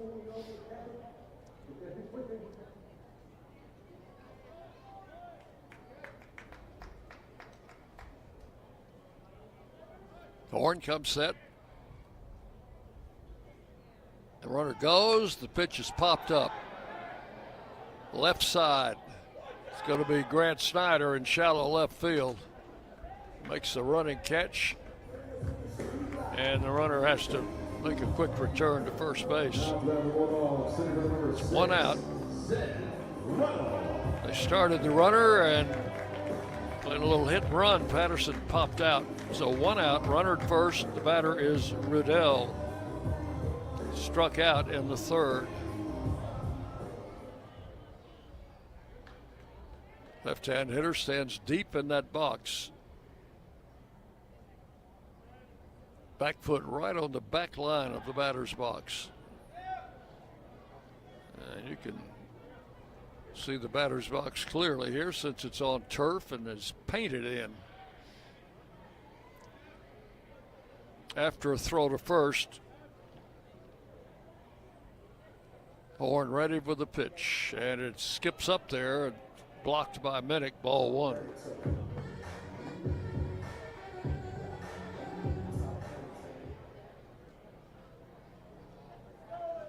Been a lot of pitches in the dirt in front of home plate because the turf there is a little bit discolored. It's taken a lot of hits. 1 ball, no strikes. There's the ball popped up. Cooper Clapp drifting back into shallow right field. He'll take that one for out number 2. 2 down.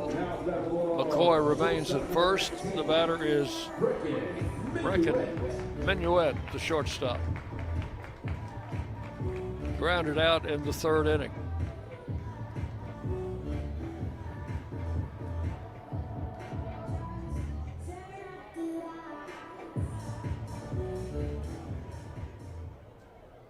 Minuet batting 9th in the order.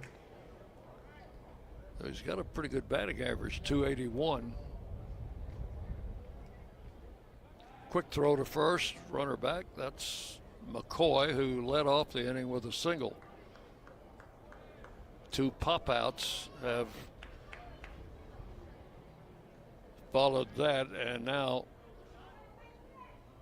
Minuet stands in. Another throw to first, and again, runner back.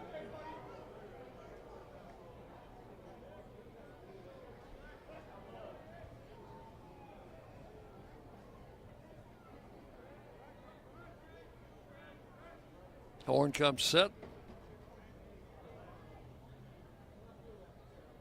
And ready with the pitch. It is inside for ball 1. Bottom half of the 5th inning in Ruston, Louisiana Tech leading the Blue Raiders 2-1.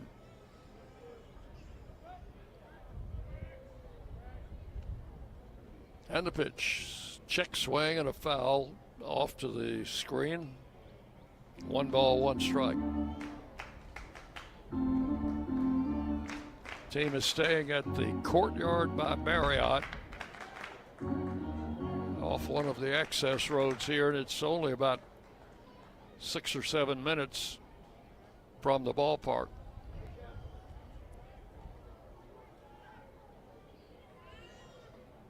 Here's the 1-1 pitch and a swing and a miss.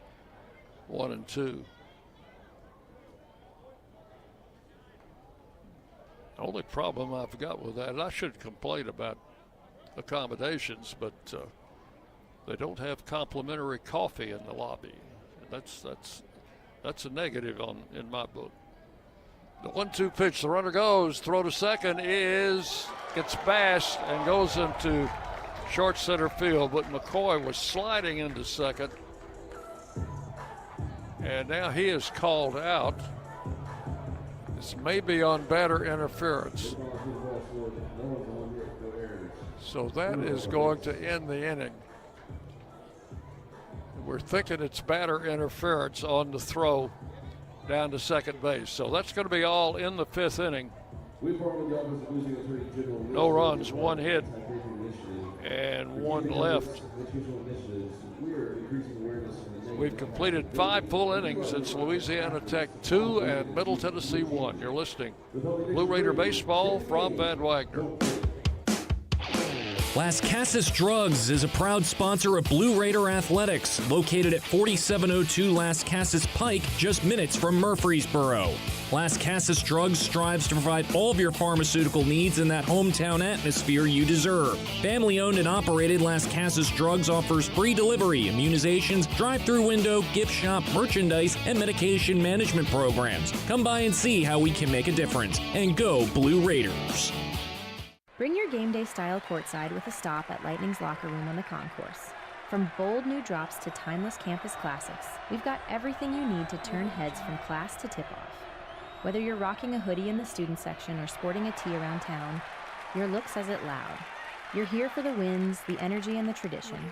So step up your style and your spirit, because at Lightning's locker room, the season never slows down, and every fan plays a part in the hype. Let's make every day feel like game day.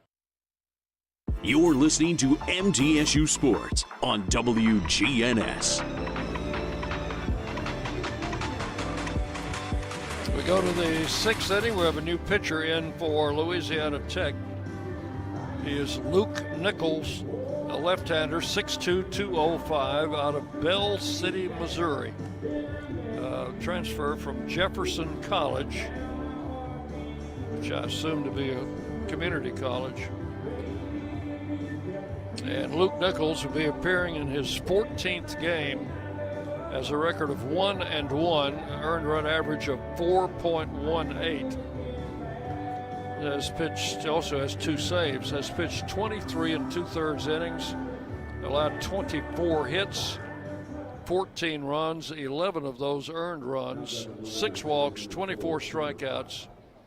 Opponent's hitting .261. He's allowed 1 home run. And it's Luke Nichols, the left-hander, in to replace the starting left-hander, Hudson Rowan. Cooper Clapp will stand in. He's 0 for 2. So it's lefty-lefty. Swing and a miss, strike 1.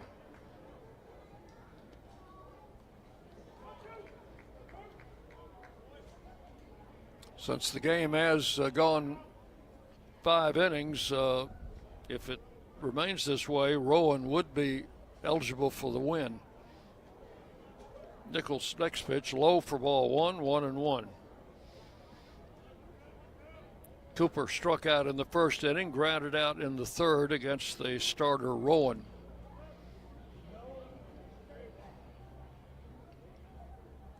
Pitch off speed and outside for ball 2, 2-1.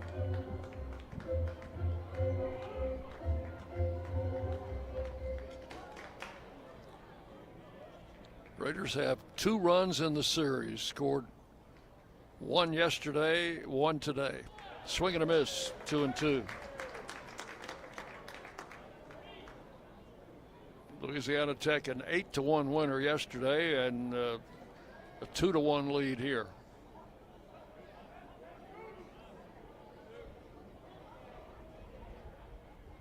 Clapp looks at ball 3 down low, and the count goes to 3-2. Raiders have 5 walks in the game, and one of those has scored. That was Nowak in the first inning.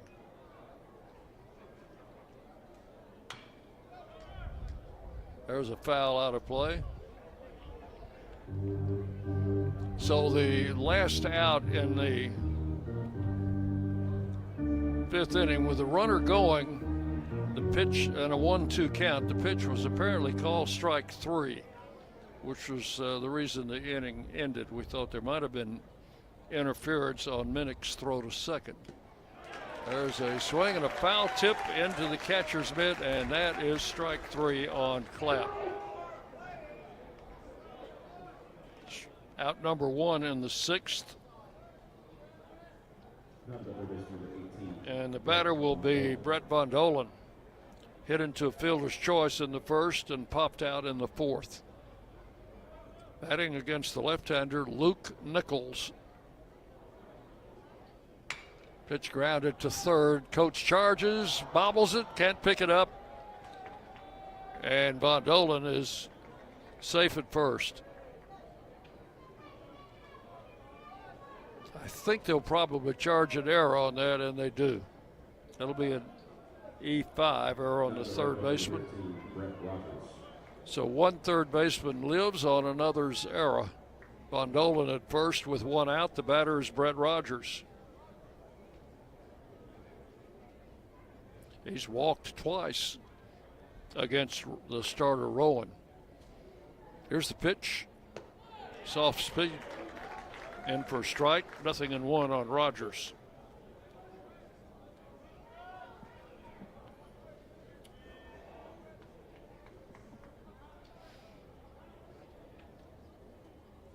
Rogers swings and misses. Strike 2.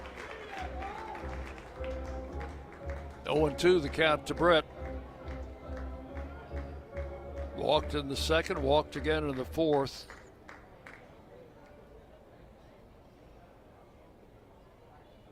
Nichols with the 0-2 pitch. Had a ball looped into center field. That's going to drop for a base hit.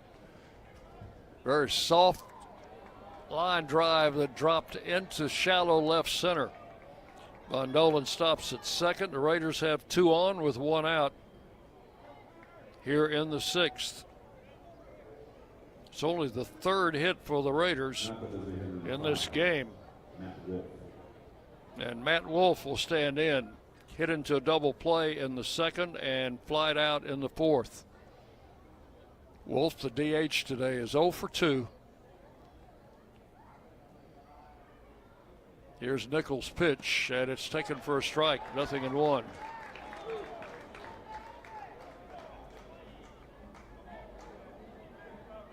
Bondolan at second, Rogers at first, 1 out.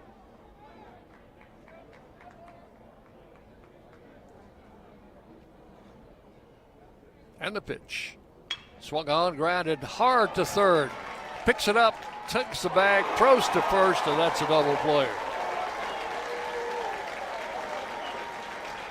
Well, the third baseman over there, Lunsford, I think I said Coates originally, it was Lunsford, made up for that error. Backhanded that smash, which was headed down the left field line about a foot or two from third base. Stepped on third, threw across to first for the double play to end the inning. So in the sixth, no runs, 1 hit, there was 1 error, and 1 man left. We'll go to the bottom of the sixth. Louisiana Tech 2 and Middle Tennessee 1. You're on the Blue Raider Network from Van Wagner. The Blue Raiders are winners in the classroom, on the field, and the courts. Richard Lewis here. I want you to win in real estate also. Buying, selling, auction here in Tennessee, or along the Gulf Coast, a second home, or investing. Give me a call to help start that winning process. 615-319-9981. Oh, I'm never too busy for your referrals. Richard Lewis, Exit Realty, Bob Lamb & Associates. Nothing is more expensive than a missed opportunity that could have changed your life. Maybe you're just graduating high school, or are working and need to earn a degree to advance your career. Or you aspire to be a leader, and a graduate degree can make that happen. Whether you're just starting out or retooling for the future, Middle Tennessee State University can help you get there. MTSU, the University of Opportunities. The Blue Raiders are on News Radio WGNS. 2-1, Louisiana Tech leading. We'll go to the bottom of the sixth inning. Raiders have had a couple of innings where they've had 2 men on with 1 out and have not been able to score. Double play started by Lunsford, the third baseman, snuffed out that rally in the sixth inning.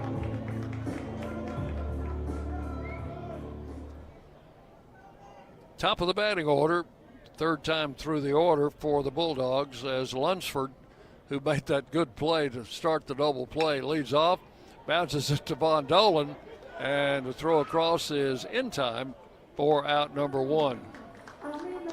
Good stretch over there by O'Neill at first base. Throw is a little high. So that's out number 1.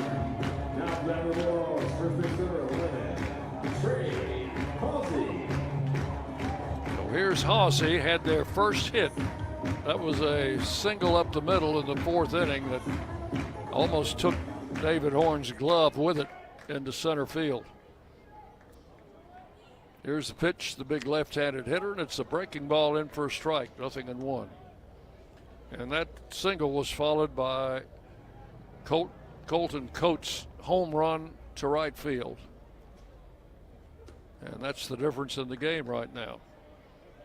Next pitch high and outside, 1-1.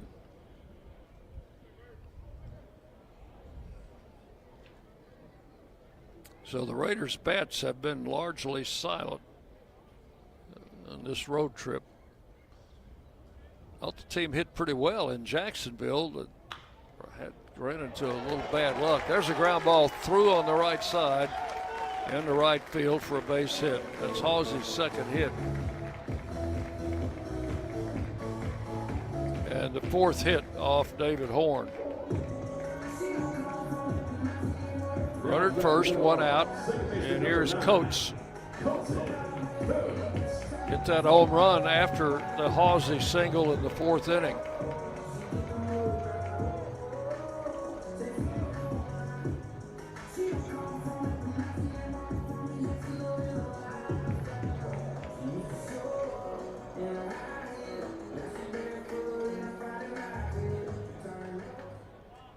Halsey standing next to O'Neill down at first base makes Dean O'Neill look like a midget. And he's a pretty good-sized guy himself.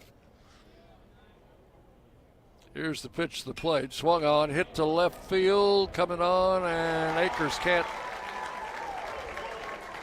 to play it on the hop. Couldn't get there in time. So that's another hit for Coates. Halsey stopped at second. Runners at first and second with one out. Fifth hit for the Bulldogs. The batter is Eli Birch, the catcher. Coach Jerry Myers makes a visit to the mound. We cannot see the Blue Raider bullpen, but there is action down there.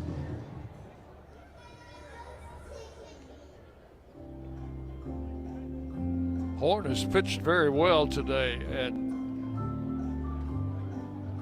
the Raiders just haven't been able to get him any runs.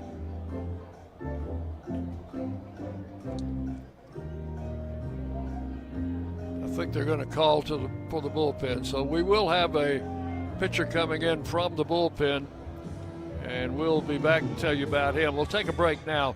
You're listening to Blue Raider Baseball from Van Wagner. Will Fraley, attorney at law, has experience you can count on. Former Blue Raider baseball player and MTSU alum Will Fraley serves Murfreesboro and the surrounding communities. Put a strong and experienced legal fighter on your case. Give Will Fraley a call and he can handle all of your legal matters, including criminal and domestic or family law. Visit willfraleylaw.com or call 615-410-7290. When the arena lights dim for a concert, or when the crowd becomes one at a big game, you can almost feel like you're the biggest fan. But who's your biggest fan? It's the person that will get you home safely after a night of drinking. It's the person who looks out for your life to make sure you leave the stadium with someone sober. This could be a designated driver or someone who offers to get you a ride share. Because in Tennessee, fans don't let fans drive drunk. Brought to you by the Tennessee Highway Safety Office, a division of the Tennessee Department of Safety and Homeland Security. Hey, Blue Raider fans, this is Brad Hopkins with Exit Realty Bob Lamb & Associates. Winning in real estate is a lot like football. Good coaching and recruiting a great team are the keys. I put together a team of lenders, inspectors, and home professionals to help you succeed. Let me coach you through this process and make sure you come out a winner. Whether you're looking to buy, sell, or invest, I am here to help you win. Visit BradHopkinsHomes.com or call 615-556-9239 to find out more. Las Casas Drugs is a proud sponsor of Blue Raider Athletics, located at 4702 Las Casas Pike, just minutes from Murfreesboro. Las Casas Drugs strives to provide all of your pharmaceutical needs in that hometown atmosphere you deserve. Family-owned and operated, Las Casas Drugs offers free delivery, immunizations, drive-through window, gift shop, merchandise, and medication management programs. Come by and see how we can make a difference. And go Blue Raiders. Rutherford County's MTSU station, News Radio WGNS. New pitcher for the Raiders is right-hander Gavin King. He'll come in here for David Horn with one out. Runners at first and second in inning number 6. Get you some numbers on King here in just a second. The batter will be the catcher, Birch. He was 0 for 2. Swing and a miss. Strike one. King making his 12th appearance, has a 1-2 record with a 6.29 earned run average. He's made a couple of starts and has 2 saves to his credit. Birch swings and fouls this one out of play, and it's 0-2. King with 24 in the third innings, giving up 25 hits, 17 earned runs, 22 walks, 24 strikeouts. It's given up 5 home runs. To count 0-2. Birch hits it up the middle. That's a base hit. They will have the bases loaded. It's fortunate for the Raiders that Halsey was the runner at second, because he's a little slower than that locomotive that went by a minute ago. So the bases are loaded now with one out, and the batter is Wesley Scott.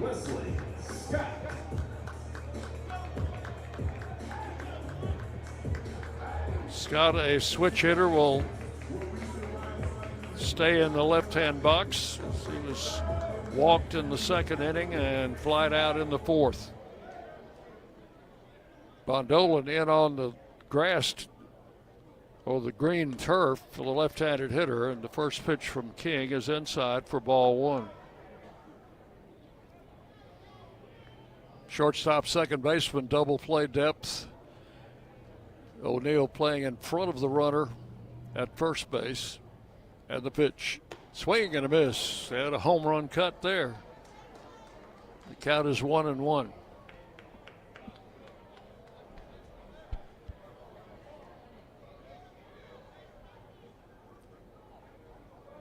Bulldogs trying to add to their lead. They lead 2-1 in the sixth inning. Going inside for ball two. 2 balls, 1 strike.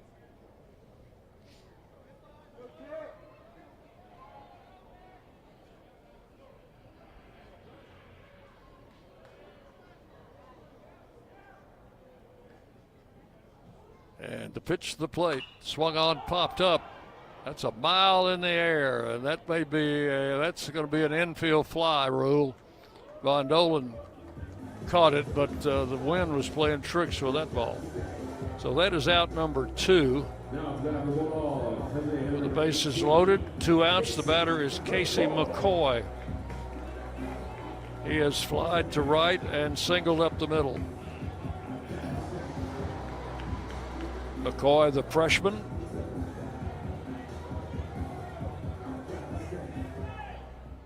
Native of Louisiana. Here's King's pitch, and it is a strike call, 0-1.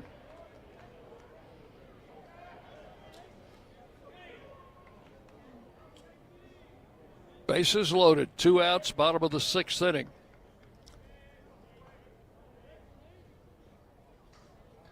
And King with the pitch, swung on, hit to left field. That's a base hit. That's going to get a couple in. As the throw comes in, it will now be a 4-1 game. McCoy delivers a 2-run single to left field, scoring Halsey and Coates.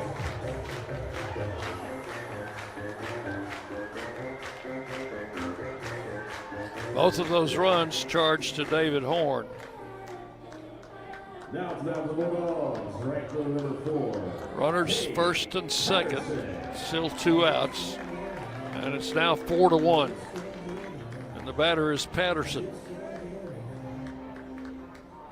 He is 0 for 2, a left-handed hitter.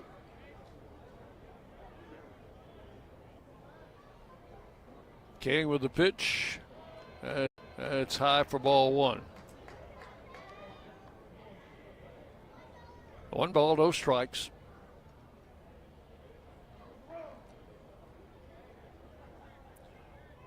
Four hits in the inning, all singles. Strike called, and it's 1-1. Patterson. Left-handed hit. Facing the right-hander, Gavin King, on in relief. Pitch to the plate, high, outside, ball 2, 2-1.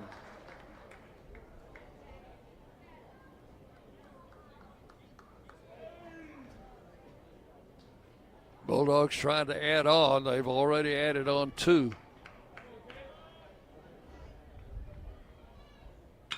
Ball hit up the middle, base hit. 1 run will score. Nowak's throw comes into second, and the runners will be at first and third. So Birch in to score to make it 5-1 on the hit by Patterson. All the way to third is McCoy. Now down the Bulldogs, center field number 6, That run charged to King, who has faced 4 batters and given up hits to 3 of them. Here's Riddell. So 3 runs in the inning. There's a little ground ball, but it's hit off his foot, foul. At least strike 1. Riddell 0 for 2. So Patterson's single drives in Birch with the 3rd run of the inning. Bulldogs lead 5-1.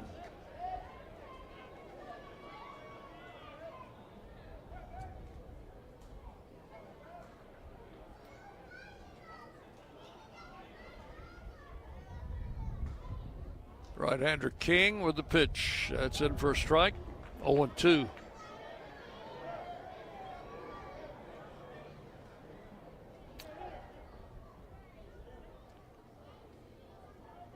Well, had some bright sunshine a moment ago, and now the cloud cover has covered up the rays of the sun, so it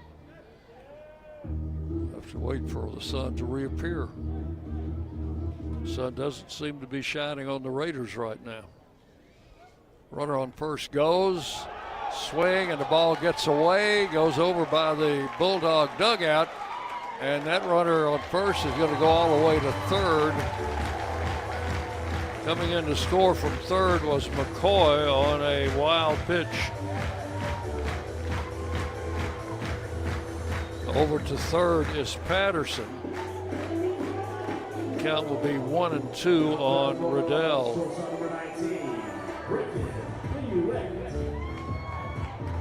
Ball was into the turf on the inside.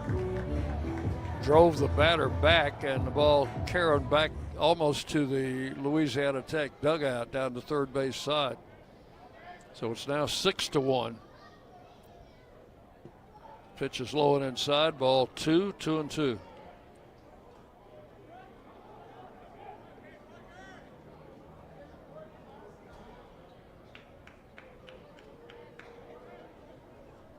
Now wait a minute. Riddell went to first.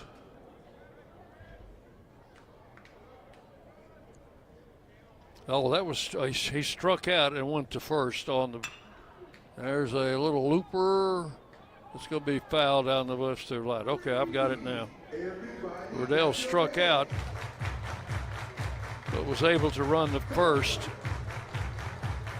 when the ball got away. So he is down at first base. Still give a strikeout to the pitcher, but he reaches first safely on the wild pitch. And the count to Minuet is 1-1. First and third. Pitch is outside. Ball 2-1. So 4 runs have scored here.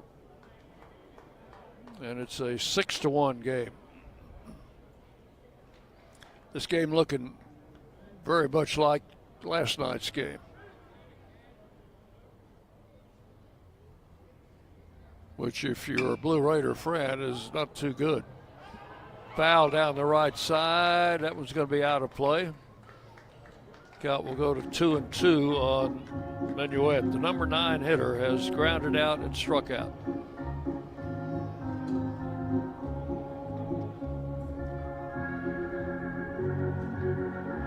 All of the hits in this inning have been singles. But you put enough of them together and it's going to do some damage.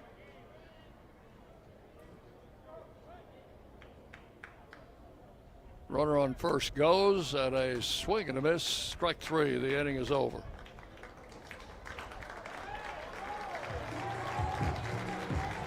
But in the 6th inning, 4 runs on 5 hits, all singles. No errors and 2 men left on base. Totals after 6 innings for Louisiana Tech: 6 runs, 8 hits, 1 error, And for the Blue Raiders, 1 run, 3 hits, no errors. 6-1. Tech leads as we go to the 7th inning. You're listening to Middle Tennessee Baseball from Van Wagner. Bring your game day style courtside with a stop at Lightning's locker room on the concourse. From bold new drops to timeless campus classics, we've got everything you need to turn heads from class to tip-off. Whether you're rocking a hoodie in the student section or sporting a tee around town, your look says it loud. You're here for the wins, the energy, and the tradition. So step up your style and your spirit, because at Lightning's locker room, the season never slows down, and every fan plays a part in the hype. Let's make every day feel like game day.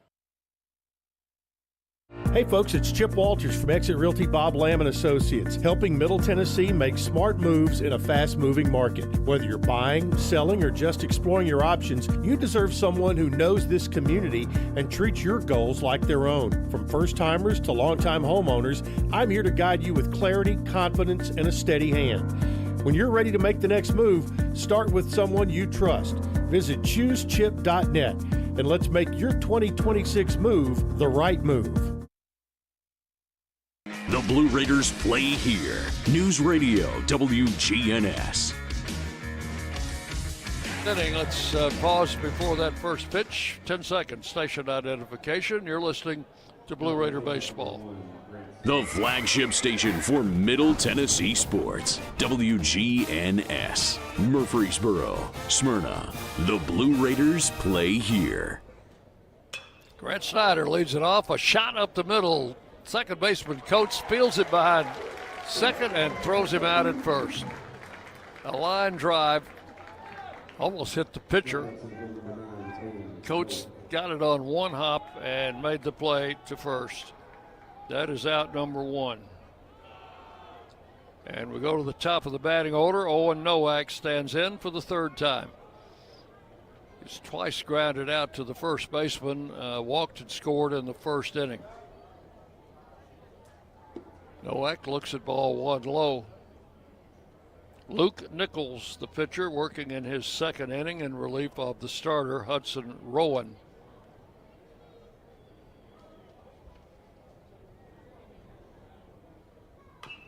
There's a swing and a foul ball, and the count will go to 1-1 on Nowak. 1 down here in the top of the 7th.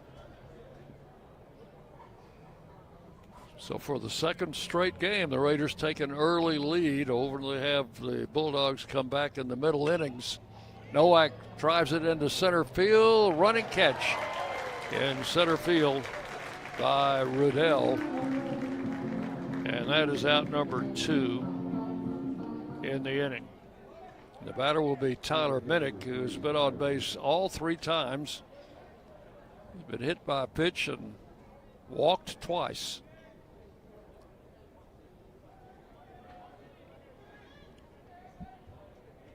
Nichols, like the starter, a left-hander, delivers a ball outside.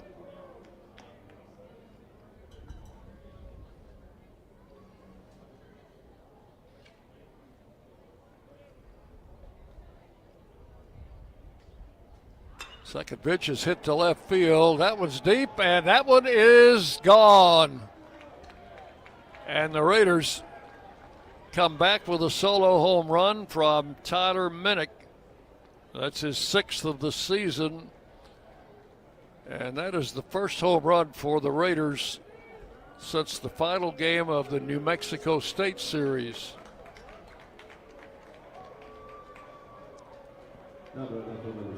Shame we could have had some men on base for that. But you take them when you get them. Tyler Minnick with a solo home run. Hit number 2 off Nichols, and it's now a 6-2 game. The batter is Lane Akers.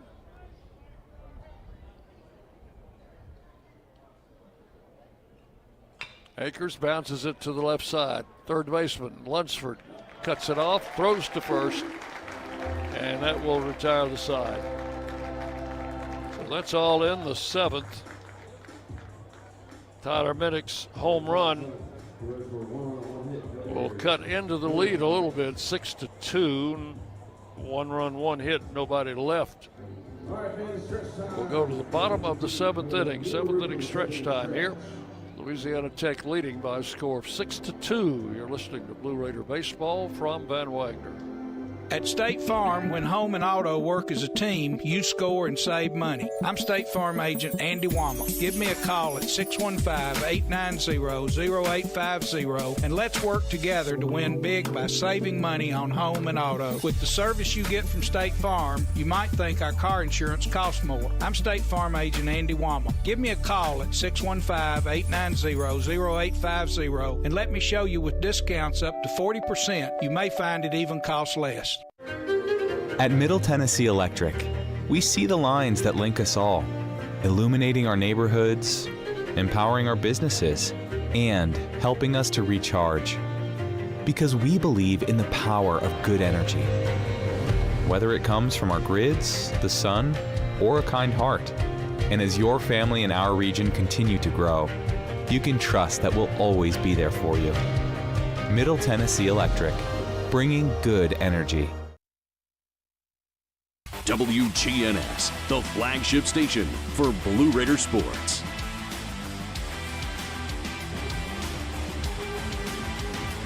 Well, we go to the 7th inning.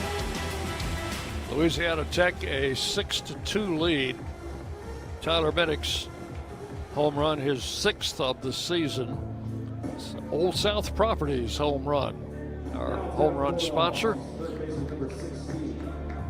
Tennessee's favorite home builder and a home run sponsor for the Blue Raiders, Old South Properties.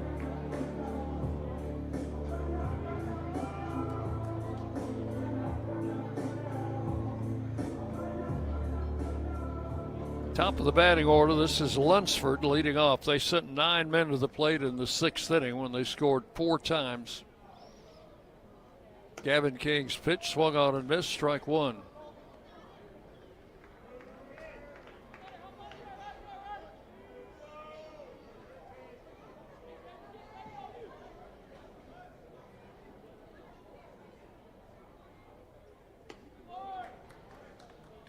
Second pitch misses for ball 1, 1-1.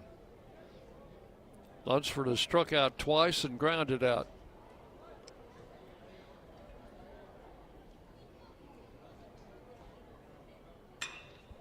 Hits this one in the air in the right center. It's going to find a home. Bounce off the wall. He's headed to second. And a stand-up double for Lunsford.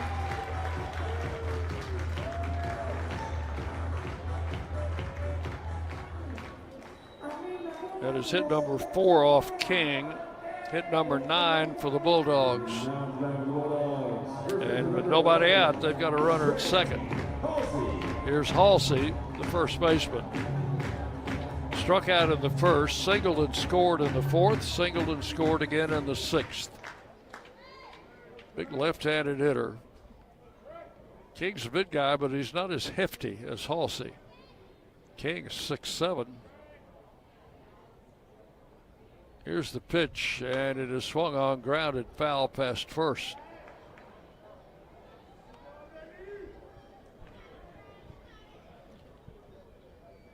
Out of West Monroe, Louisiana, and his high school team from West Monroe won 2 state championships in 22 and 2024. There's a strike called. Count is 0-2 to Halsey.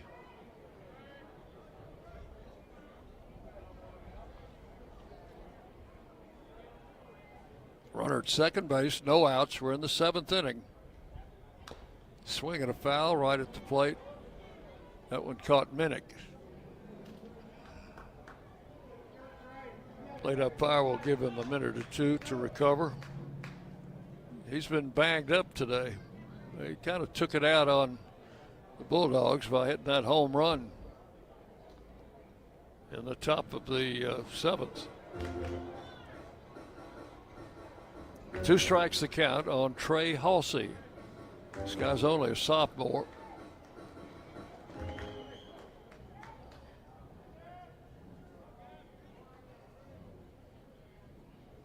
King checks the runner at second and delivers low and inside.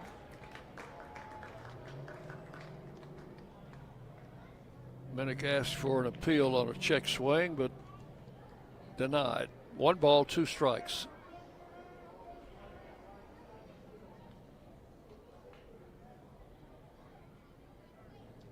And the pitch, low and inside again, ball 2. 2-2.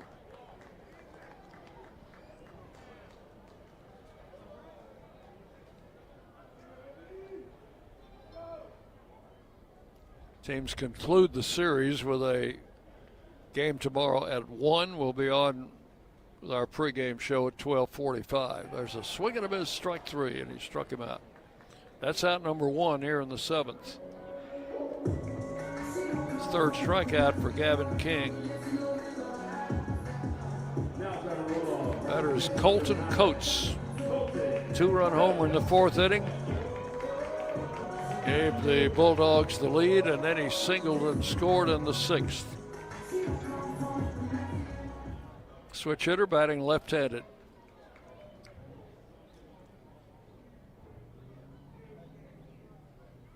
King's pitch caught the outside corner for strike 1.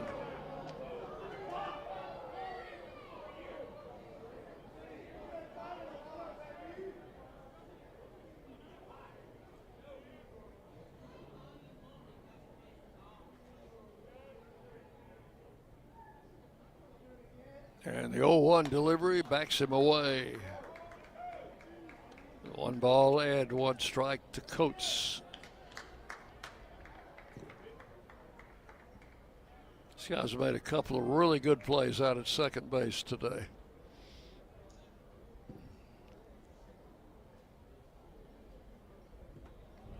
That went into the turf, bounces away from Minnick.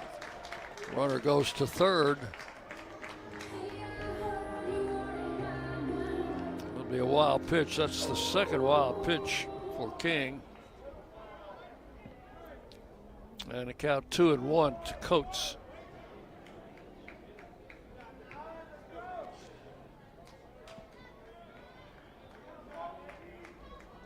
Bulldogs scored on a wild pitch in the 6th inning. Pitch outside, ball 3. 3-1 the count. Now the infield comes in on the edge of the green turf.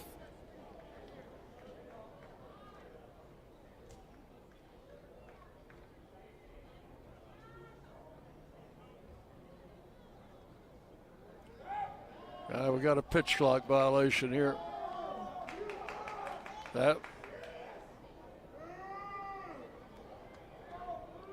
Well, maybe not. It would have been ball 4. I think the plate umpire waved it off. The pitch, swing and a miss. Strike 2. Now the count full at 3-2. 1 out, runner third for the Bulldogs, who lead 6-2. Raiders have the infield drawn in. And King with the pitch, drilled but foul down the left side. Hits on that screen over the picnic area. Count holds at 3-2.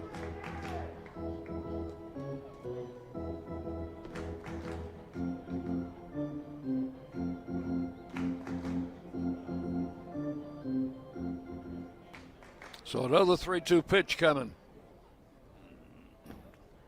And it is swung on and drilled past O'Neill into right field. I think they'll call that a base hit. That was a hard shot, and with the infield pulled in, you just don't have any reaction time.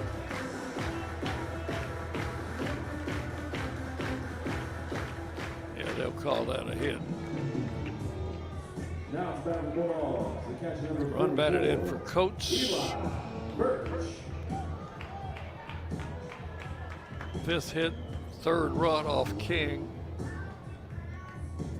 And it is now a 7-2 game. The batter is Birch. Cleanup hitter, had a single. His last at bat. First pitch outside, ball one. He's popped out, grounded out, and singled.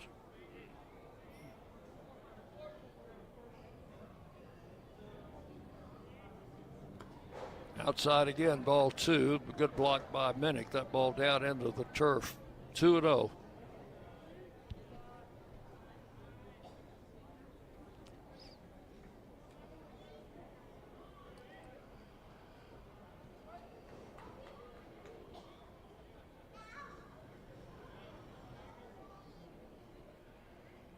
Ground ball to third. Von Dolan bobbles it, picks it up. And good thing we had a catcher running because Von Dolan will throw Birch out at first base. And that is out number 2. Down to second goes Coates.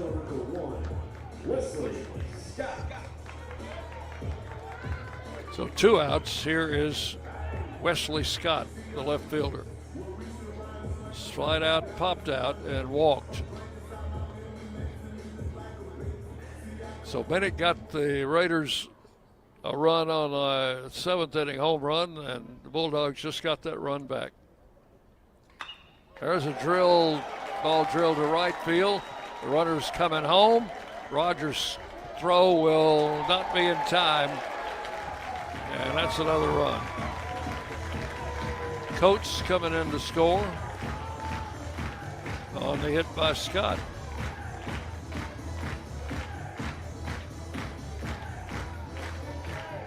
So it is now 8-2.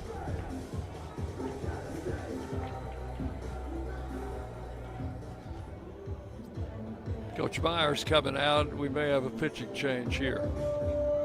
Yep.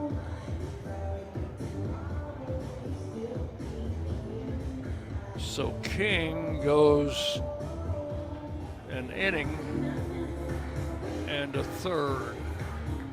Got 2 outs in the 6th. There's 2 outs here in the 7th inning and a third.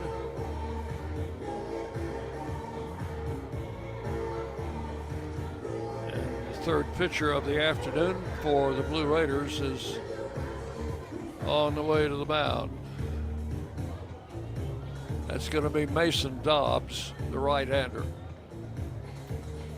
So we'll take a break here while he's warming up and be back with more Blue Raider baseball. You're listening to the Blue Raider Network from Van Wagner. Locally grown, Blue Raider proud. This is Jonathan Harmon with the J. Harmon Home Team. As an MTSU alumnus and lifelong Rutherford County resident, I bring the heart of a teacher, the grit of a Blue Raider, and over 15 years of real estate experience to every client. Honest to a fault, connected to the community, and driven to serve. I don't just help you buy or sell, I help you understand every step. The J. Harmon Home Team, where real estate meets real talk. Las Casas Drugs is a proud sponsor of Blue Raider Athletics, located at 4702 Las Casas Pike, just minutes from Murfreesboro. Las Casas Drugs strives to provide all of your pharmaceutical needs in that hometown atmosphere you deserve. Family-owned and operated, Las Casas Drugs offers free delivery, immunizations, drive-through window, gift shop, merchandise, and medication management programs. Come by and see how we can make a difference. And go Blue Raiders. You're listening to MTSU Sports on WGNS. New pitcher in for the Blue Raiders is Mason Dobbs, right-hander out of Barrington, New Jersey. Transferred in from Rowan College, which is right across from Philadelphia, I understand. 5'11", 180. Been a while since we've seen Mason. Let's get you some numbers on him.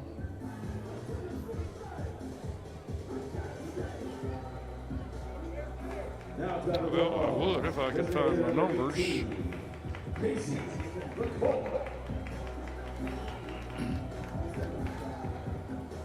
Let's see, here we go. Mason Dobbs appearing in his 11th game. He'll face McCoy with a runner at first and 2 outs in the 7th inning. First pitch high, the runner's going, and he is in there safely with a stolen base. Dobbs a 5.14 earned run average, a record of 2-1, making his 11th appearance, has 1 save, 14 innings. He's given up 15 hits, 8 earned runs, 7 walks, 10 strikeouts, has allowed 3 home runs. Pitch is low, and it's ball 2 to McCoy. 2 balls, no strikes. Runner at second base with 2 outs here in the 7th inning.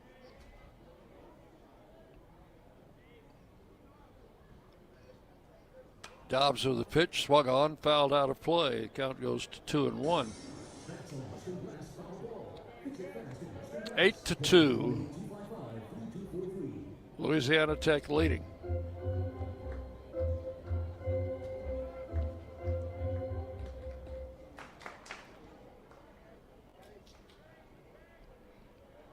McCoy, a right-handed batter. And Dobbs with the pitch. That's into the turf in front of the plate. The runner goes to third. He's in there safely. That'll be a wild pitch. So Scott, the runner, down at third base with 2 outs.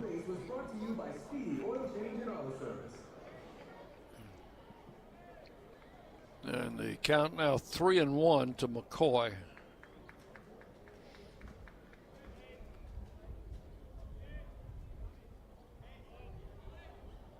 Dobbs comes set, and the 3-1 pitch. Grounded foul behind the plate. The count will run full to 3-2.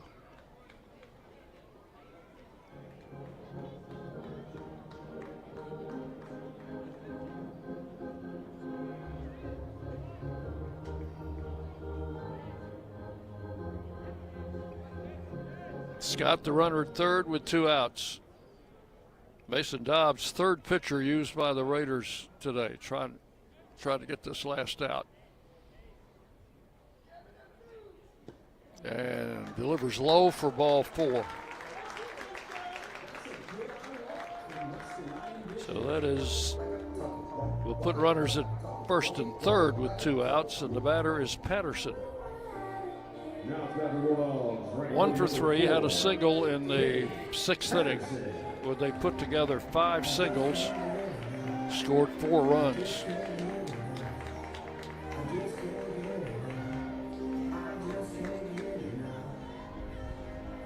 First and third, 2 outs. Dobbs comes set. And the pitch is into the turf and blocked by Minnick, ball 1.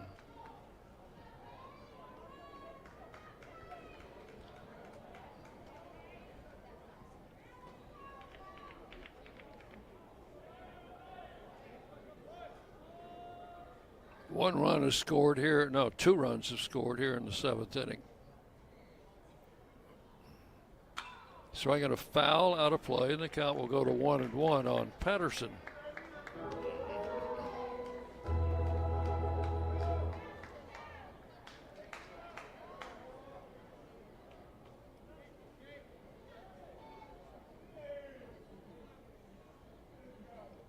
Base runners edge off at first and third, and the 1-1 pitch on the way, and it's taken for ball 2.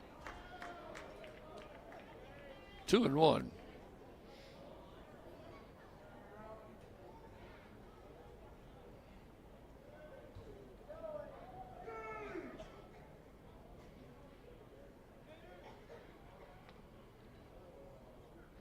And the 2-1 pitch outside, ball 3. 3 balls and a strike to Patterson.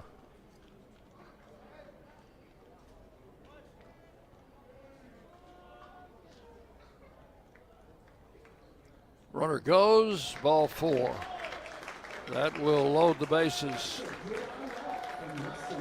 So back-to-back walks. And with the bases loaded, 2 outs, the batter is Zeb Rudell. Nope, number 29. We've got a pinch hitter for Rudell.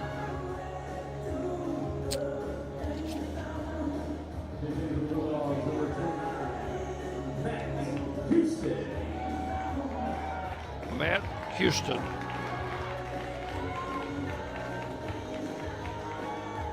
A catcher will bat for Rudell. Rudell was 0 for 3 with 2 strikeouts. And we're going to have another pitcher coming in, I think.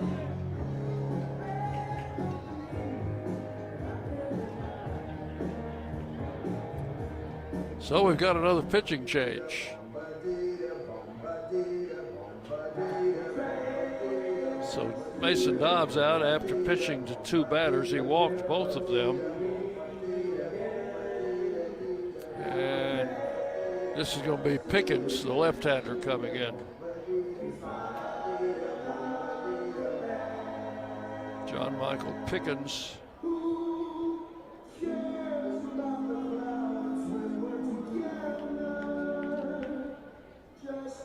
Pickens did not pitch any last night. Did pitch on Tuesday, pitched 2 innings, 2 scoreless innings in the Lipscomb game. So we'll be on here in the bottom of the 7th with the bases loaded and 2 outs.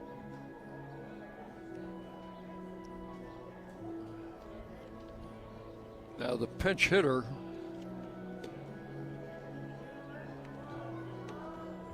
is Matt Houston. 6'2", 230, a senior out of Longview, Texas, and listed as a catcher. He's going to bat for Rudell.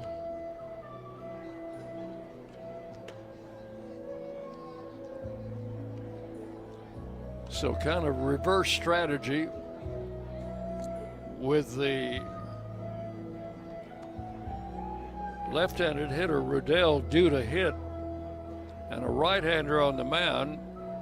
Tech brought in Houston, a right-handed batter, and the Raiders with a right-handed pitcher out there now go to a left-hander, Pickens, to face the right-handed hitter Houston.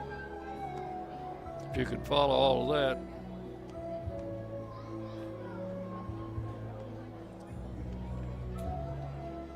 Houston has had 15 at-bats this season with 4 hits. That's a .267 average. Does have a home run with 2 RBIs. So he will face the left-hander John Michael Pickens with 2 outs and the bases loaded. And Louisiana Tech already leading 8-2.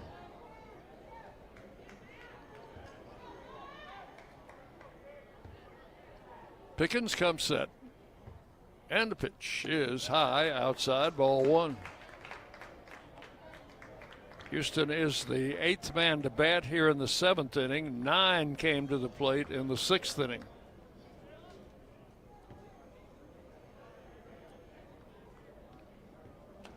There's a strike called, 1-1.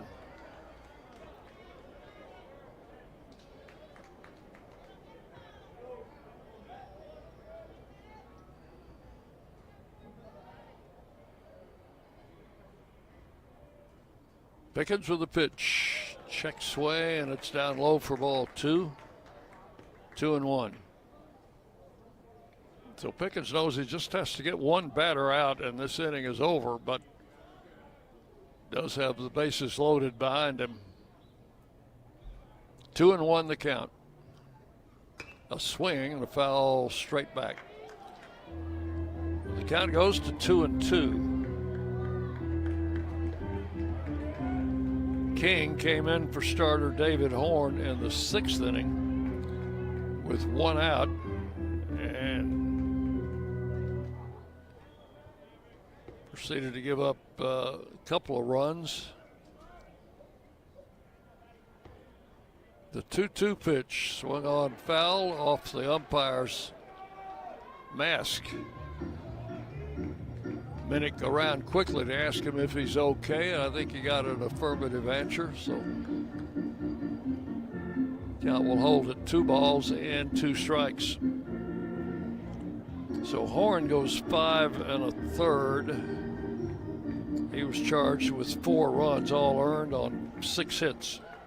He walked 1 and struck out 4. King came on. He goes an inning and a third. Pitches low, 4-3, so it's a 3-2 count. Had a lot of 3-ball counts in this game, but the Raiders have only walked 3, and 2 of them in this inning. Full count, 3-2. And a ball popped high in the air and out of play, foul. Count holds at 3-2. And with the bases loaded and 2 outs, all of the runners were taken off on the pitch.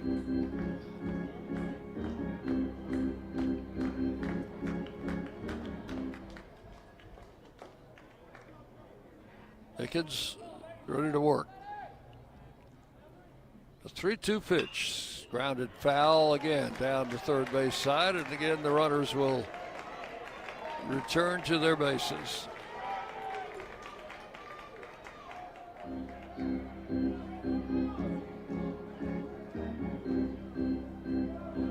So another 3-2 pitch with the bases loaded.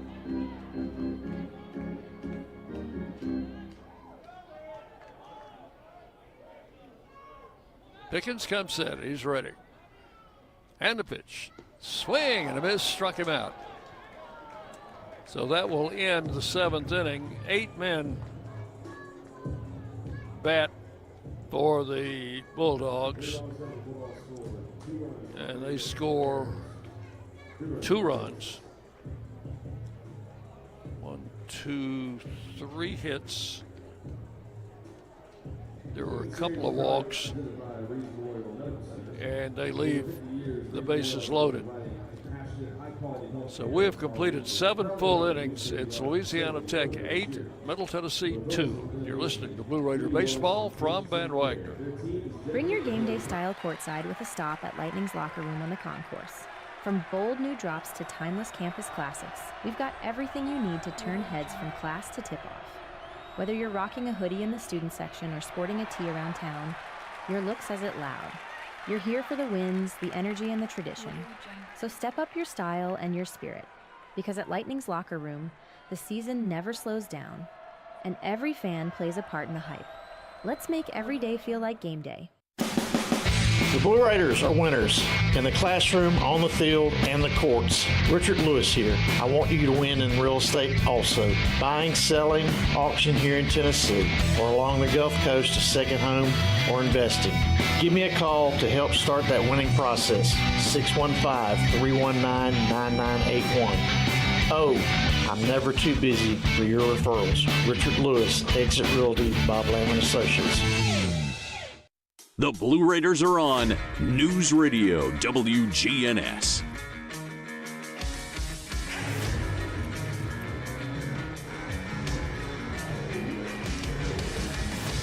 We go to the top half of inning number 8. And an 8-2 lead for Louisiana Tech. Luke Nichols will be starting his 3rd inning in relief of the starter Hudson Rowan, who, if the game ends like this, would be the winning pitcher. For the Raiders, O'Neill, Clapp, and Von Dolan against the left-hander here in the 8th inning. Dean O'Neill has a single in 3 trips. Bounces this one foul past third. 1 strike the count.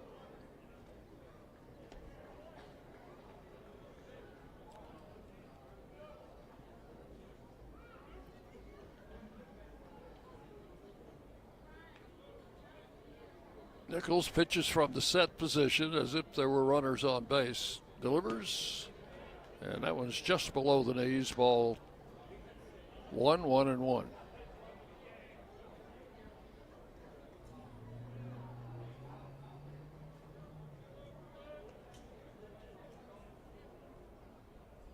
There's a swing and a foul off of foot. He's got that leg guard on the outside leg, which would be his left leg.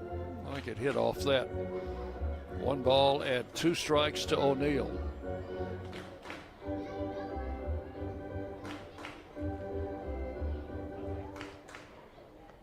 I don't know if they have a real organ up here in the box or if that's recorded organ music, but it adds a little touch to the ballpark feel. There's a pitch high, 2-2.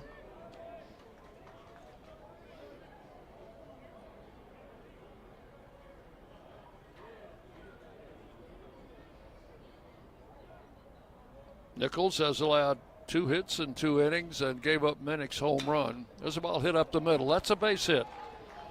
O'Neill singles up the middle, his second hit of the game. Hit number 3 off Nichols and hit number 5 for the Blue Raiders today. Bulldogs have 11 hits. Cooper Clapp is 0 for 3. He's looking for his first one. Has struck out twice and grounded out.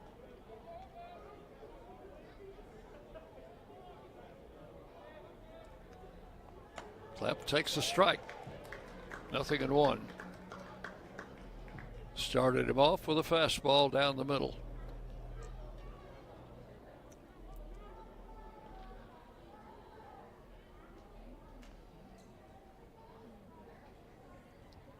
There's his ball drilled into right field. That's a base hit. O'Neill around second. He's on his way to third. The throw coming in will be cut off, and the Raiders have runners at the corners with no outs. Back-to-back singles by O'Neill and Cooper Clapp. And now a visit to the mound. This is the pitching coach, Cooper Fouts.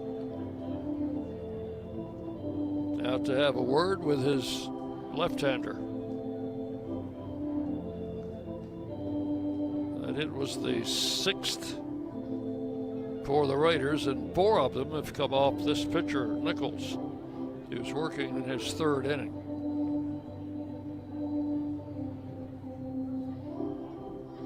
Batter is Brett Bondolan.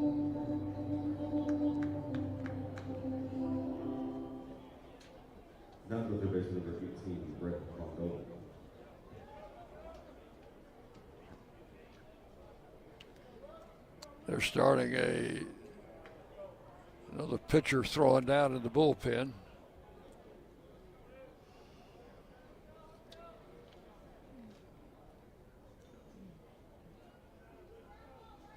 Nichols with the pitch to Bondolan, and it is a ball outside.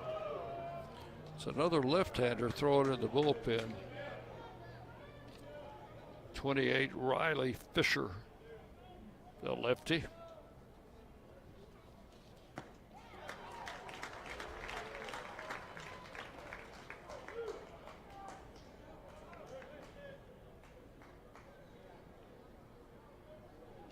One ball, 1 strike to Bondolan. Runners at first and third. That ball hits in that spot right before home plate. It's caught a lot of pitches today. Ball 2, 2-1.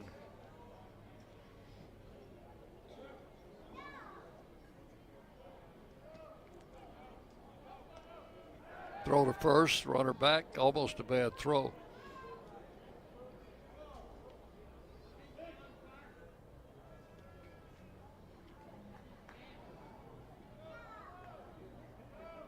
Sun now has popped out behind that cloud.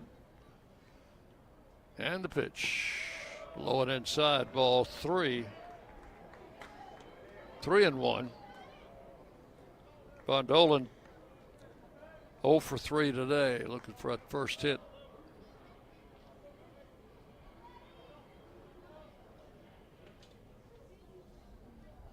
Swing and a foul at the plate. The count goes full at 3-2.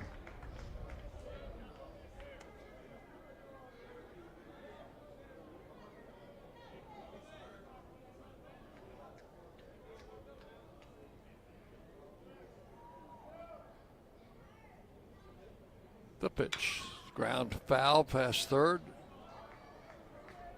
So we'll do it again with another 3-2 pitch coming to Brett Bondolan. Still looking for that 4th home run of the season as he got 3 in the UAB series in Birmingham. There's a swing and a miss, struck him out. That is out number 1. And for Nichols, his second strikeout. 1 out, runners at first and third. Brett Rogers, the batter, has walked twice and singled.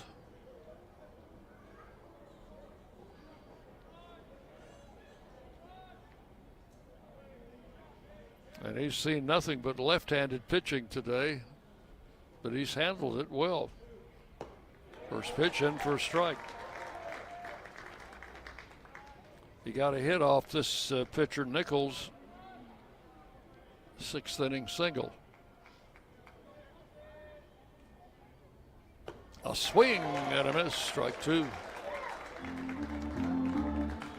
And now it's 0-2.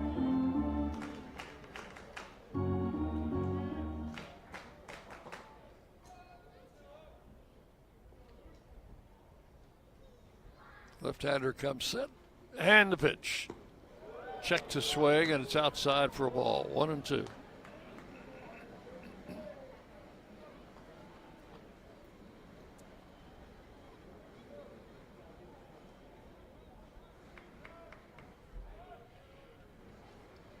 The 1-2 pitch, and swung on and missed, strike 3.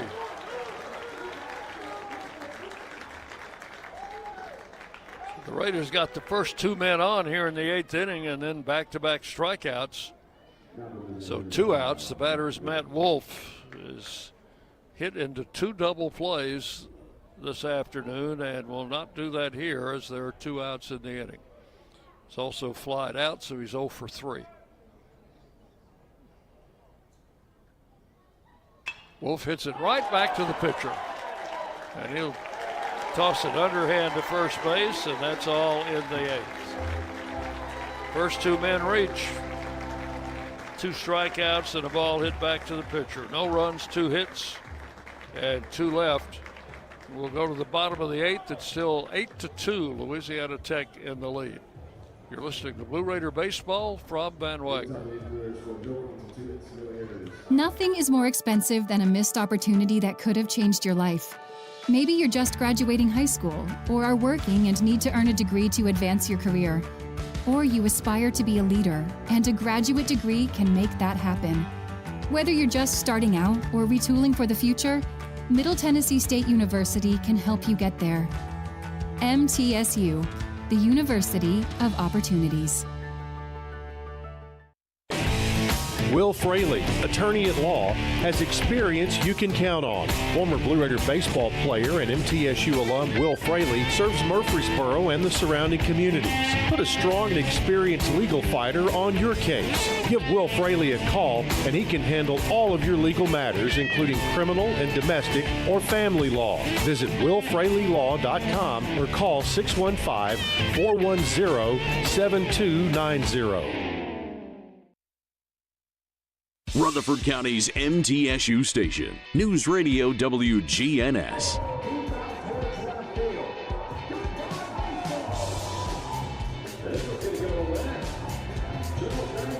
At the bottom of the 8th inning, the Bulldogs' number 9 hitter will lead off.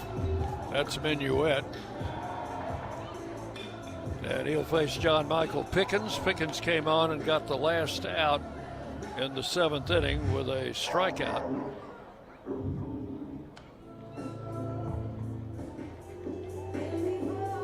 Minuet today has grounded out and struck out twice. Brecken Minuet, native Texan. In his first season at Louisiana Tech.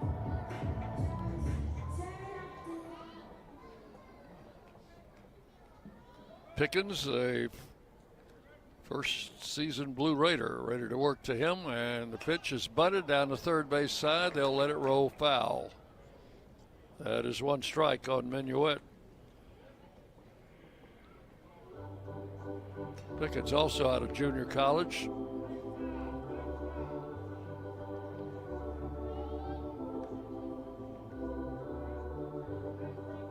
One strike to count.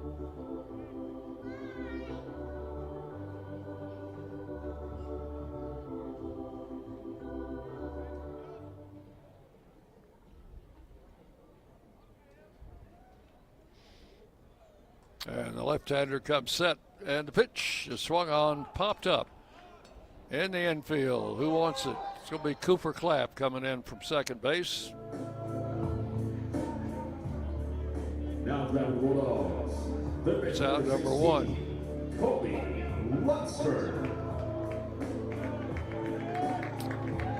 So we've just been told that Tyler Minnick's home run went 368 feet, 105 miles an hour, and a launch angle of 22.7 degrees.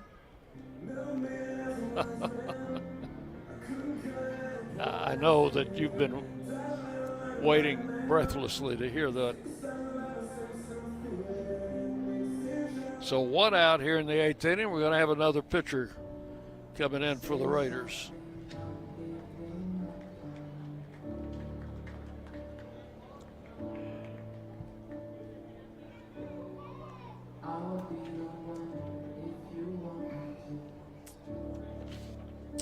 So it will be Cole Cates. Now the mound is in the rear, number 33, Joseph Cates. Cole Cates making his fourth appearance.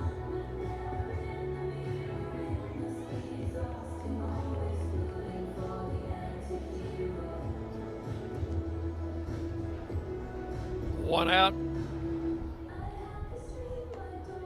Cole is out of Bradford, Tennessee. Transfer from Dyersburg State, 6'1", 185. First year with the Raiders. Pickens will go 2/3 of an inning, face two batters, got a strikeout and a pop out. And Cates will come on here with the bases empty in the eighth inning. Earned run average of 13.5. His fourth appearance. Only pitched an inning and a third. Has given up a hit, 2 runs. That was on a home run. He's walked 1, struck out 2. Out of the West Tennessee town of Bradford.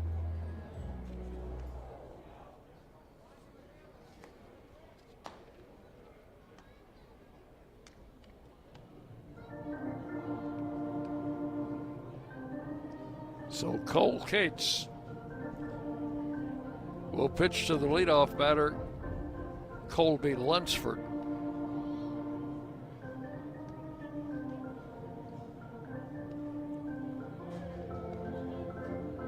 Lunsford has a double in 4 trips, had a double in the 7th inning as the leadoff batter against Gavin King. So 1 out.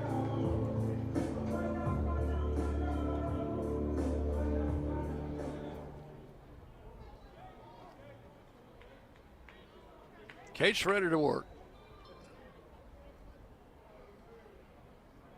And the pitch to the plate is a check swing. Did he go? They say no.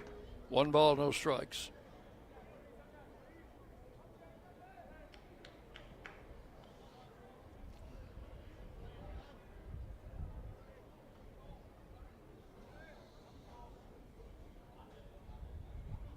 And the pitch. It's a fastball right in there, 1-1.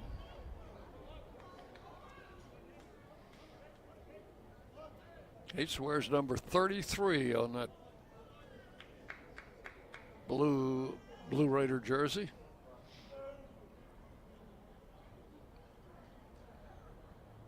Here's the 1-1 delivery, and it's swung on and fouled out of play to the right. Count will go to 1-2 on Lunsford, a grad student in his first year with Louisiana Tech, a transfer from nearby Louisiana Monroe. 1 ball, 2 strikes. The pitch on the way is outside for ball 2, 2-2.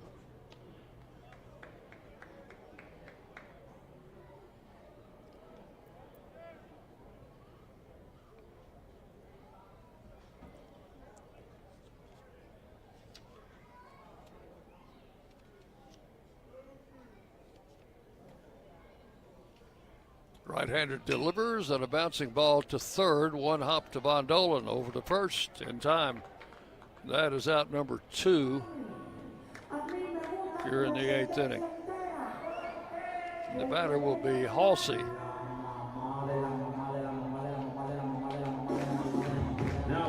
Kate's last pitch on the 31st of March against Southern Indiana. Came in late in the game, got a couple of outs. 2 outs in the 8th inning. Here is Halsey. Has singled twice, scored twice, and struck out twice. He's after that first pitch, doesn't get it, strike 1.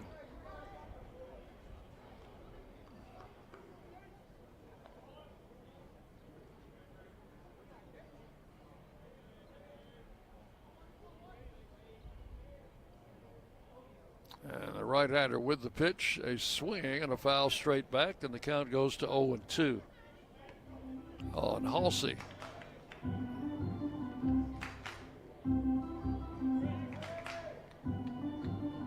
Raiders in the 9th inning will have Grant Snyder to lead off, and then the top of the batting order.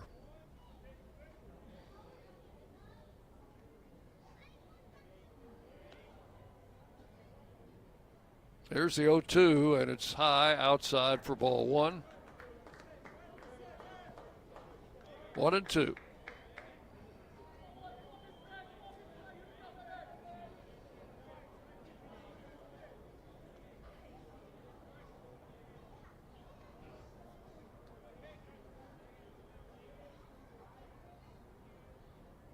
Cates with the pitch, and a foul out of play to the left side.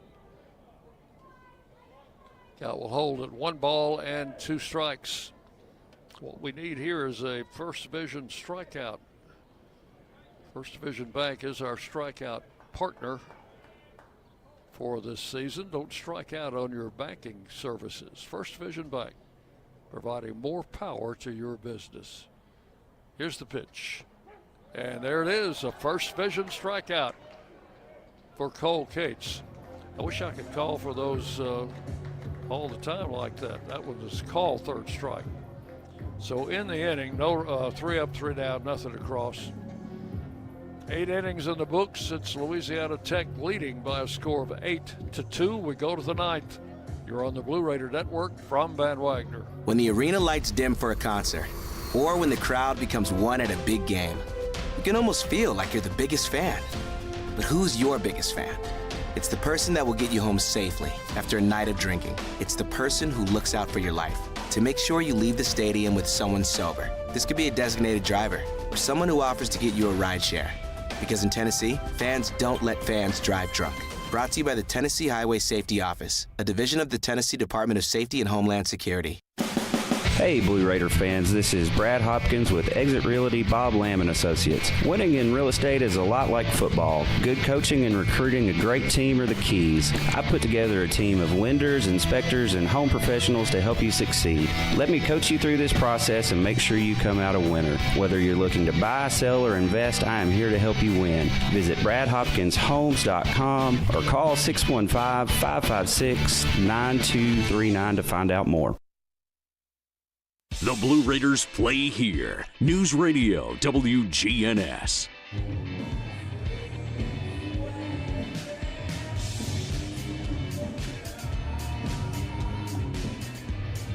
And we go to the top of the 9th inning, and yet another pitcher coming in for the Bulldogs, another left-hander. That's all we've seen today is left-handed pitchers.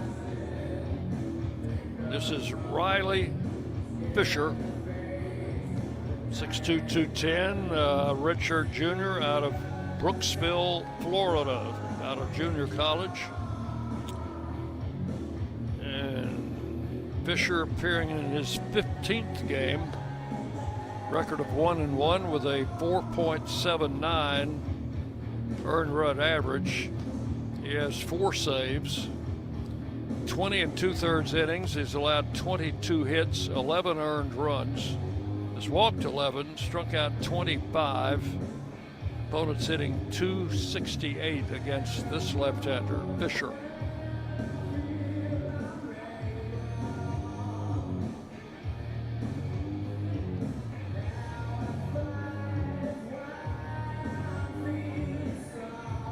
Looks like the Masters is tightening up a little bit, huh?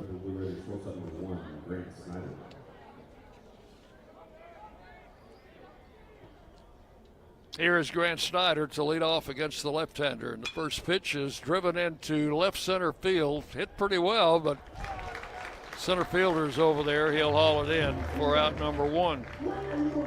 1 down. Snyder after that first pitch. Now Owen Nowak will bat for the 5th time. He is 0 for 3 with a walk and a run scored. Raiders got that run in the first inning. Pitch is high, ball 1 to Nowak. 8 runs, 11 hits for the Bulldogs. 2 runs, 6 hits for the Raiders. Pitch is outside.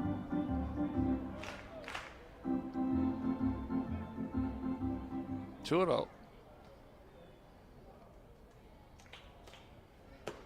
There's a strike called. 2 balls, 1 strike to Owen Nowak.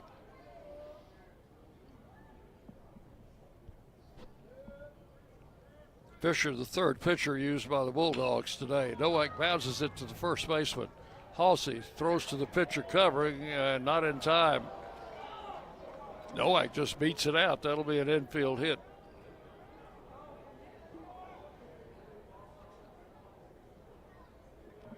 So with 1 out, the Raiders have a runner at first.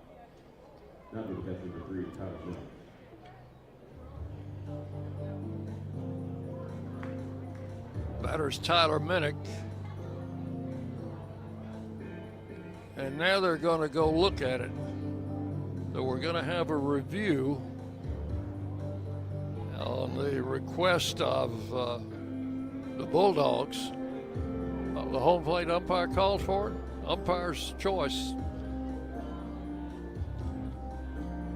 He must really be enjoying himself today. He doesn't want to go home. April the 11th, I have some stuff here on this day in baseball. Opening game of the season, Boston Red Sox beat the Yankees 10-3. Babe Ruth, the winning pitcher for the Red Sox. And in 1917, he compiled a 24-13 record and led the league in complete games with 35. That was his best year as a pitcher. April the 11th, 1959, Don Drysdale hits a home run on opening day to become the first pitcher with 2 career home runs on opening day. But it was the only run the Dodgers got as they lost to the Cubs 6-1. April the 11th, 1962, the New York Mets played their very first game and lost to the Cardinals in St. Louis 11-4. And in 1996, on April the 11th, Greg Maddux was the losing pitcher in a road game,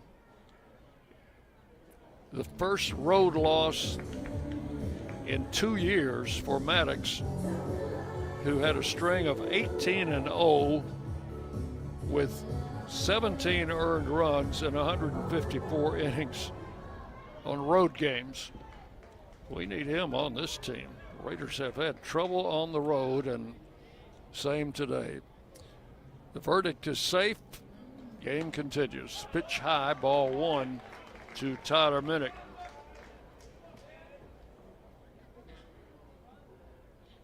So Nowak with an infield hit, the runner at first base with 1 out. Top of the 9th inning.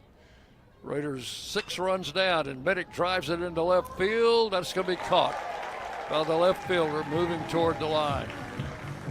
Hit it solidly, but the left fielder got a good jump on it and made the catch for out number 2. Lane Akers will represent the Raiders' last hope today.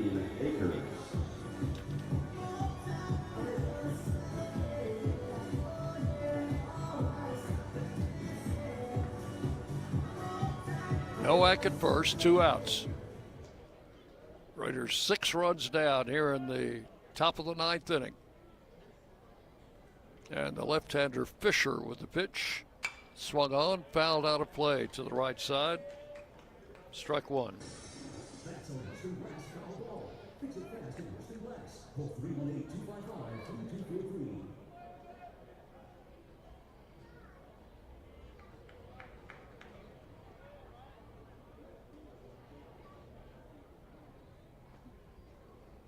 And the pitch is outside to Akers. 1 ball and 1 strike.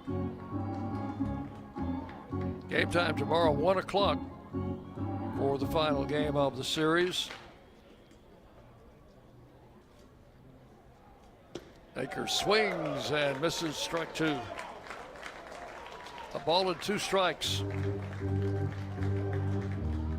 2 outs here in the top of the 9th.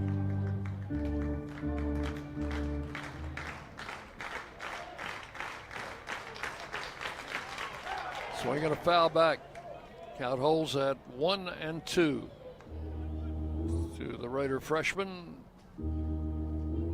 Lane Akers, Murfreesboro native out of Siegel High School.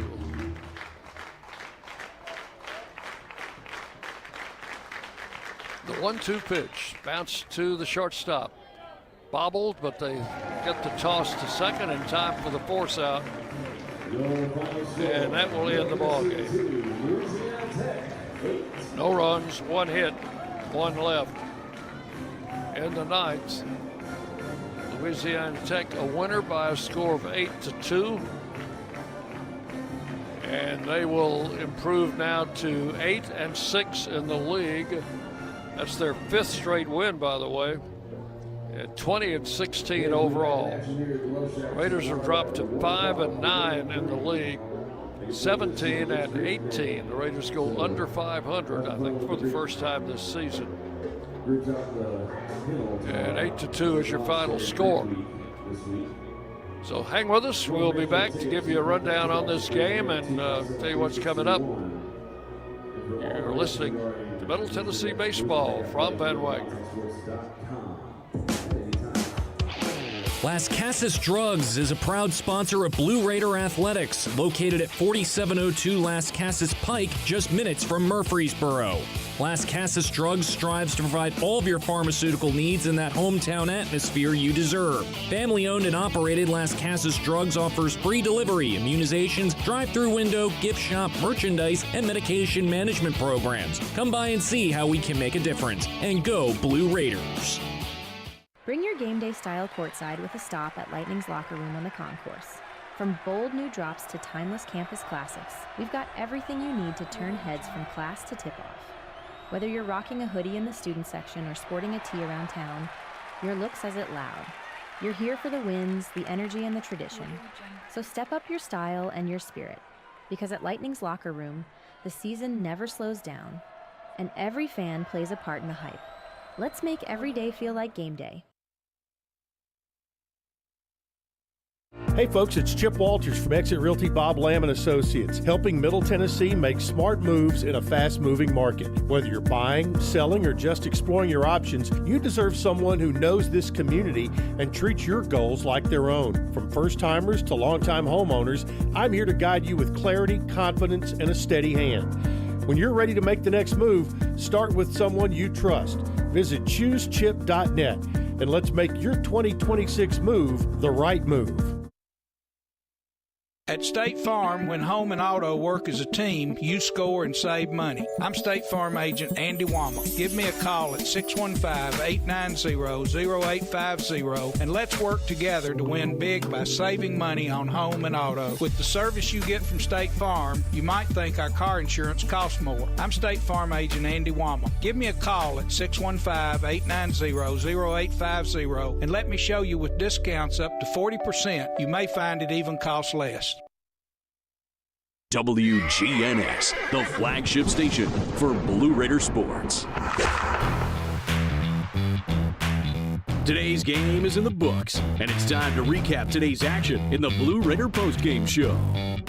Today's broadcast on the Blue Raider Network has been brought to you in part by Will Fraley, attorney at law, State Farm Insurance, and agent Andy Womack, Middle Tennessee Electric, Exit Realty, Bob Lamb and Associates, and agents Brad Hopkins, Richard Lewis, Jonathan Harmon, and Chip Walters. And by Las Casas Drugs. Let's head back to the ballpark for today's Blue Raider postgame show.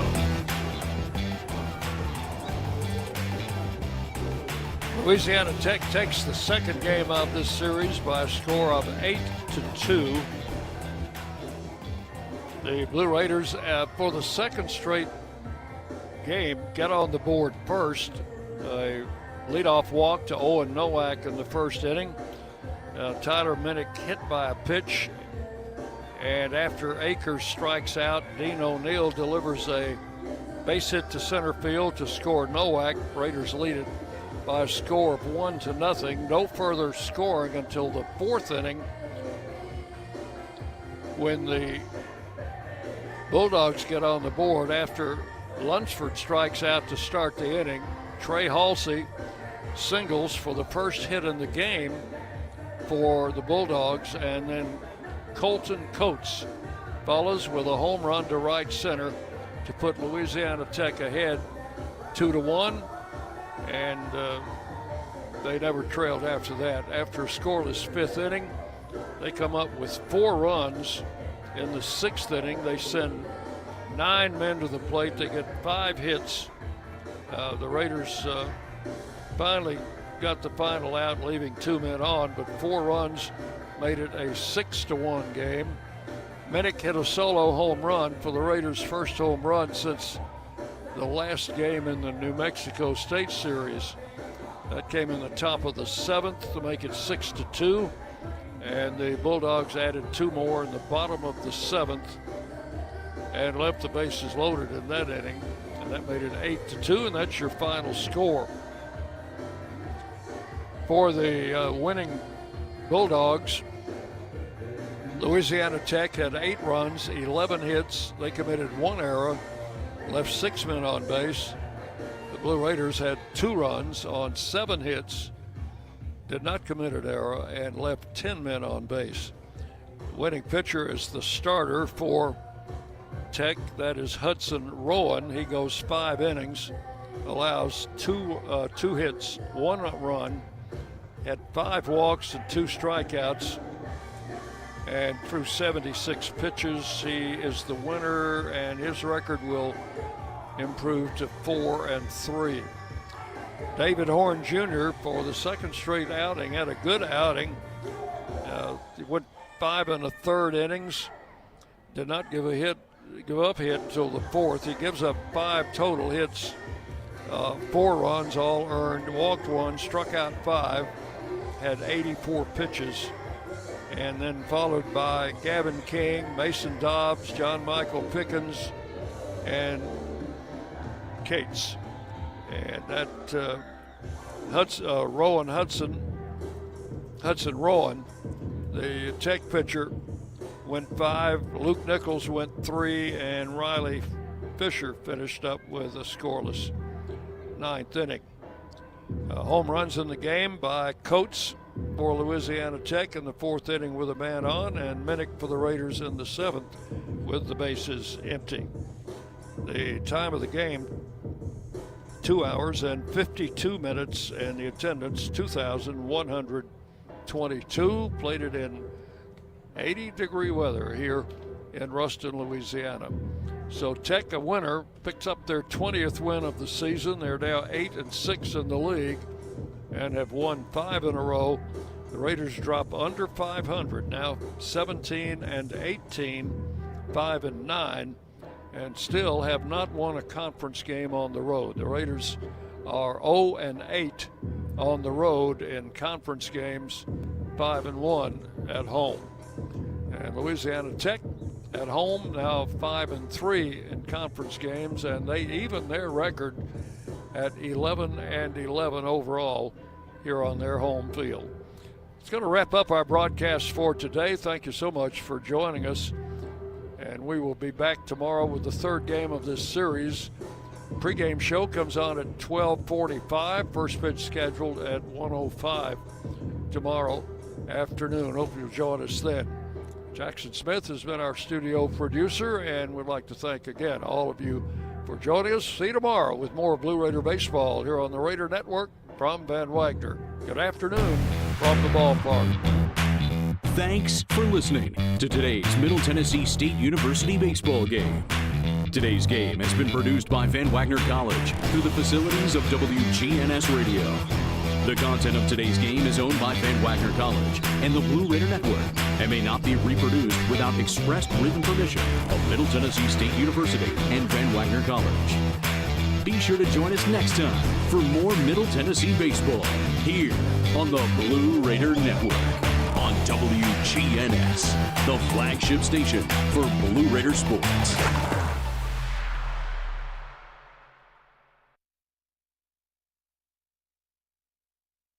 We now return to regular programming on News Radio WGNS.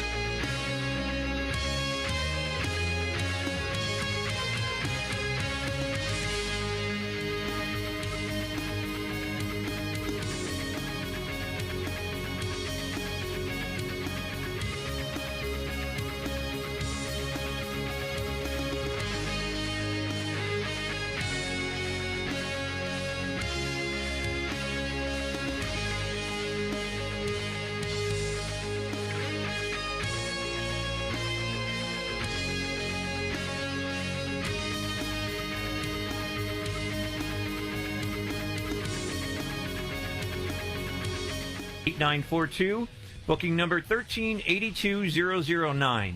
Just check out talkinpets.com, no G in the talkin', and all the information is there on the homepage. This is Talkin' Pets. No. Have you anything to say? Yes. Yes, I have. I do not understand the human race that has so little love for creatures with a different face. Treating animals like people is no madness or disgrace. I do not understand the human race. I wonder, why do we treat animals like animals? Animals treat us so very well. The devoted way they serve us and protect us when we're nervous.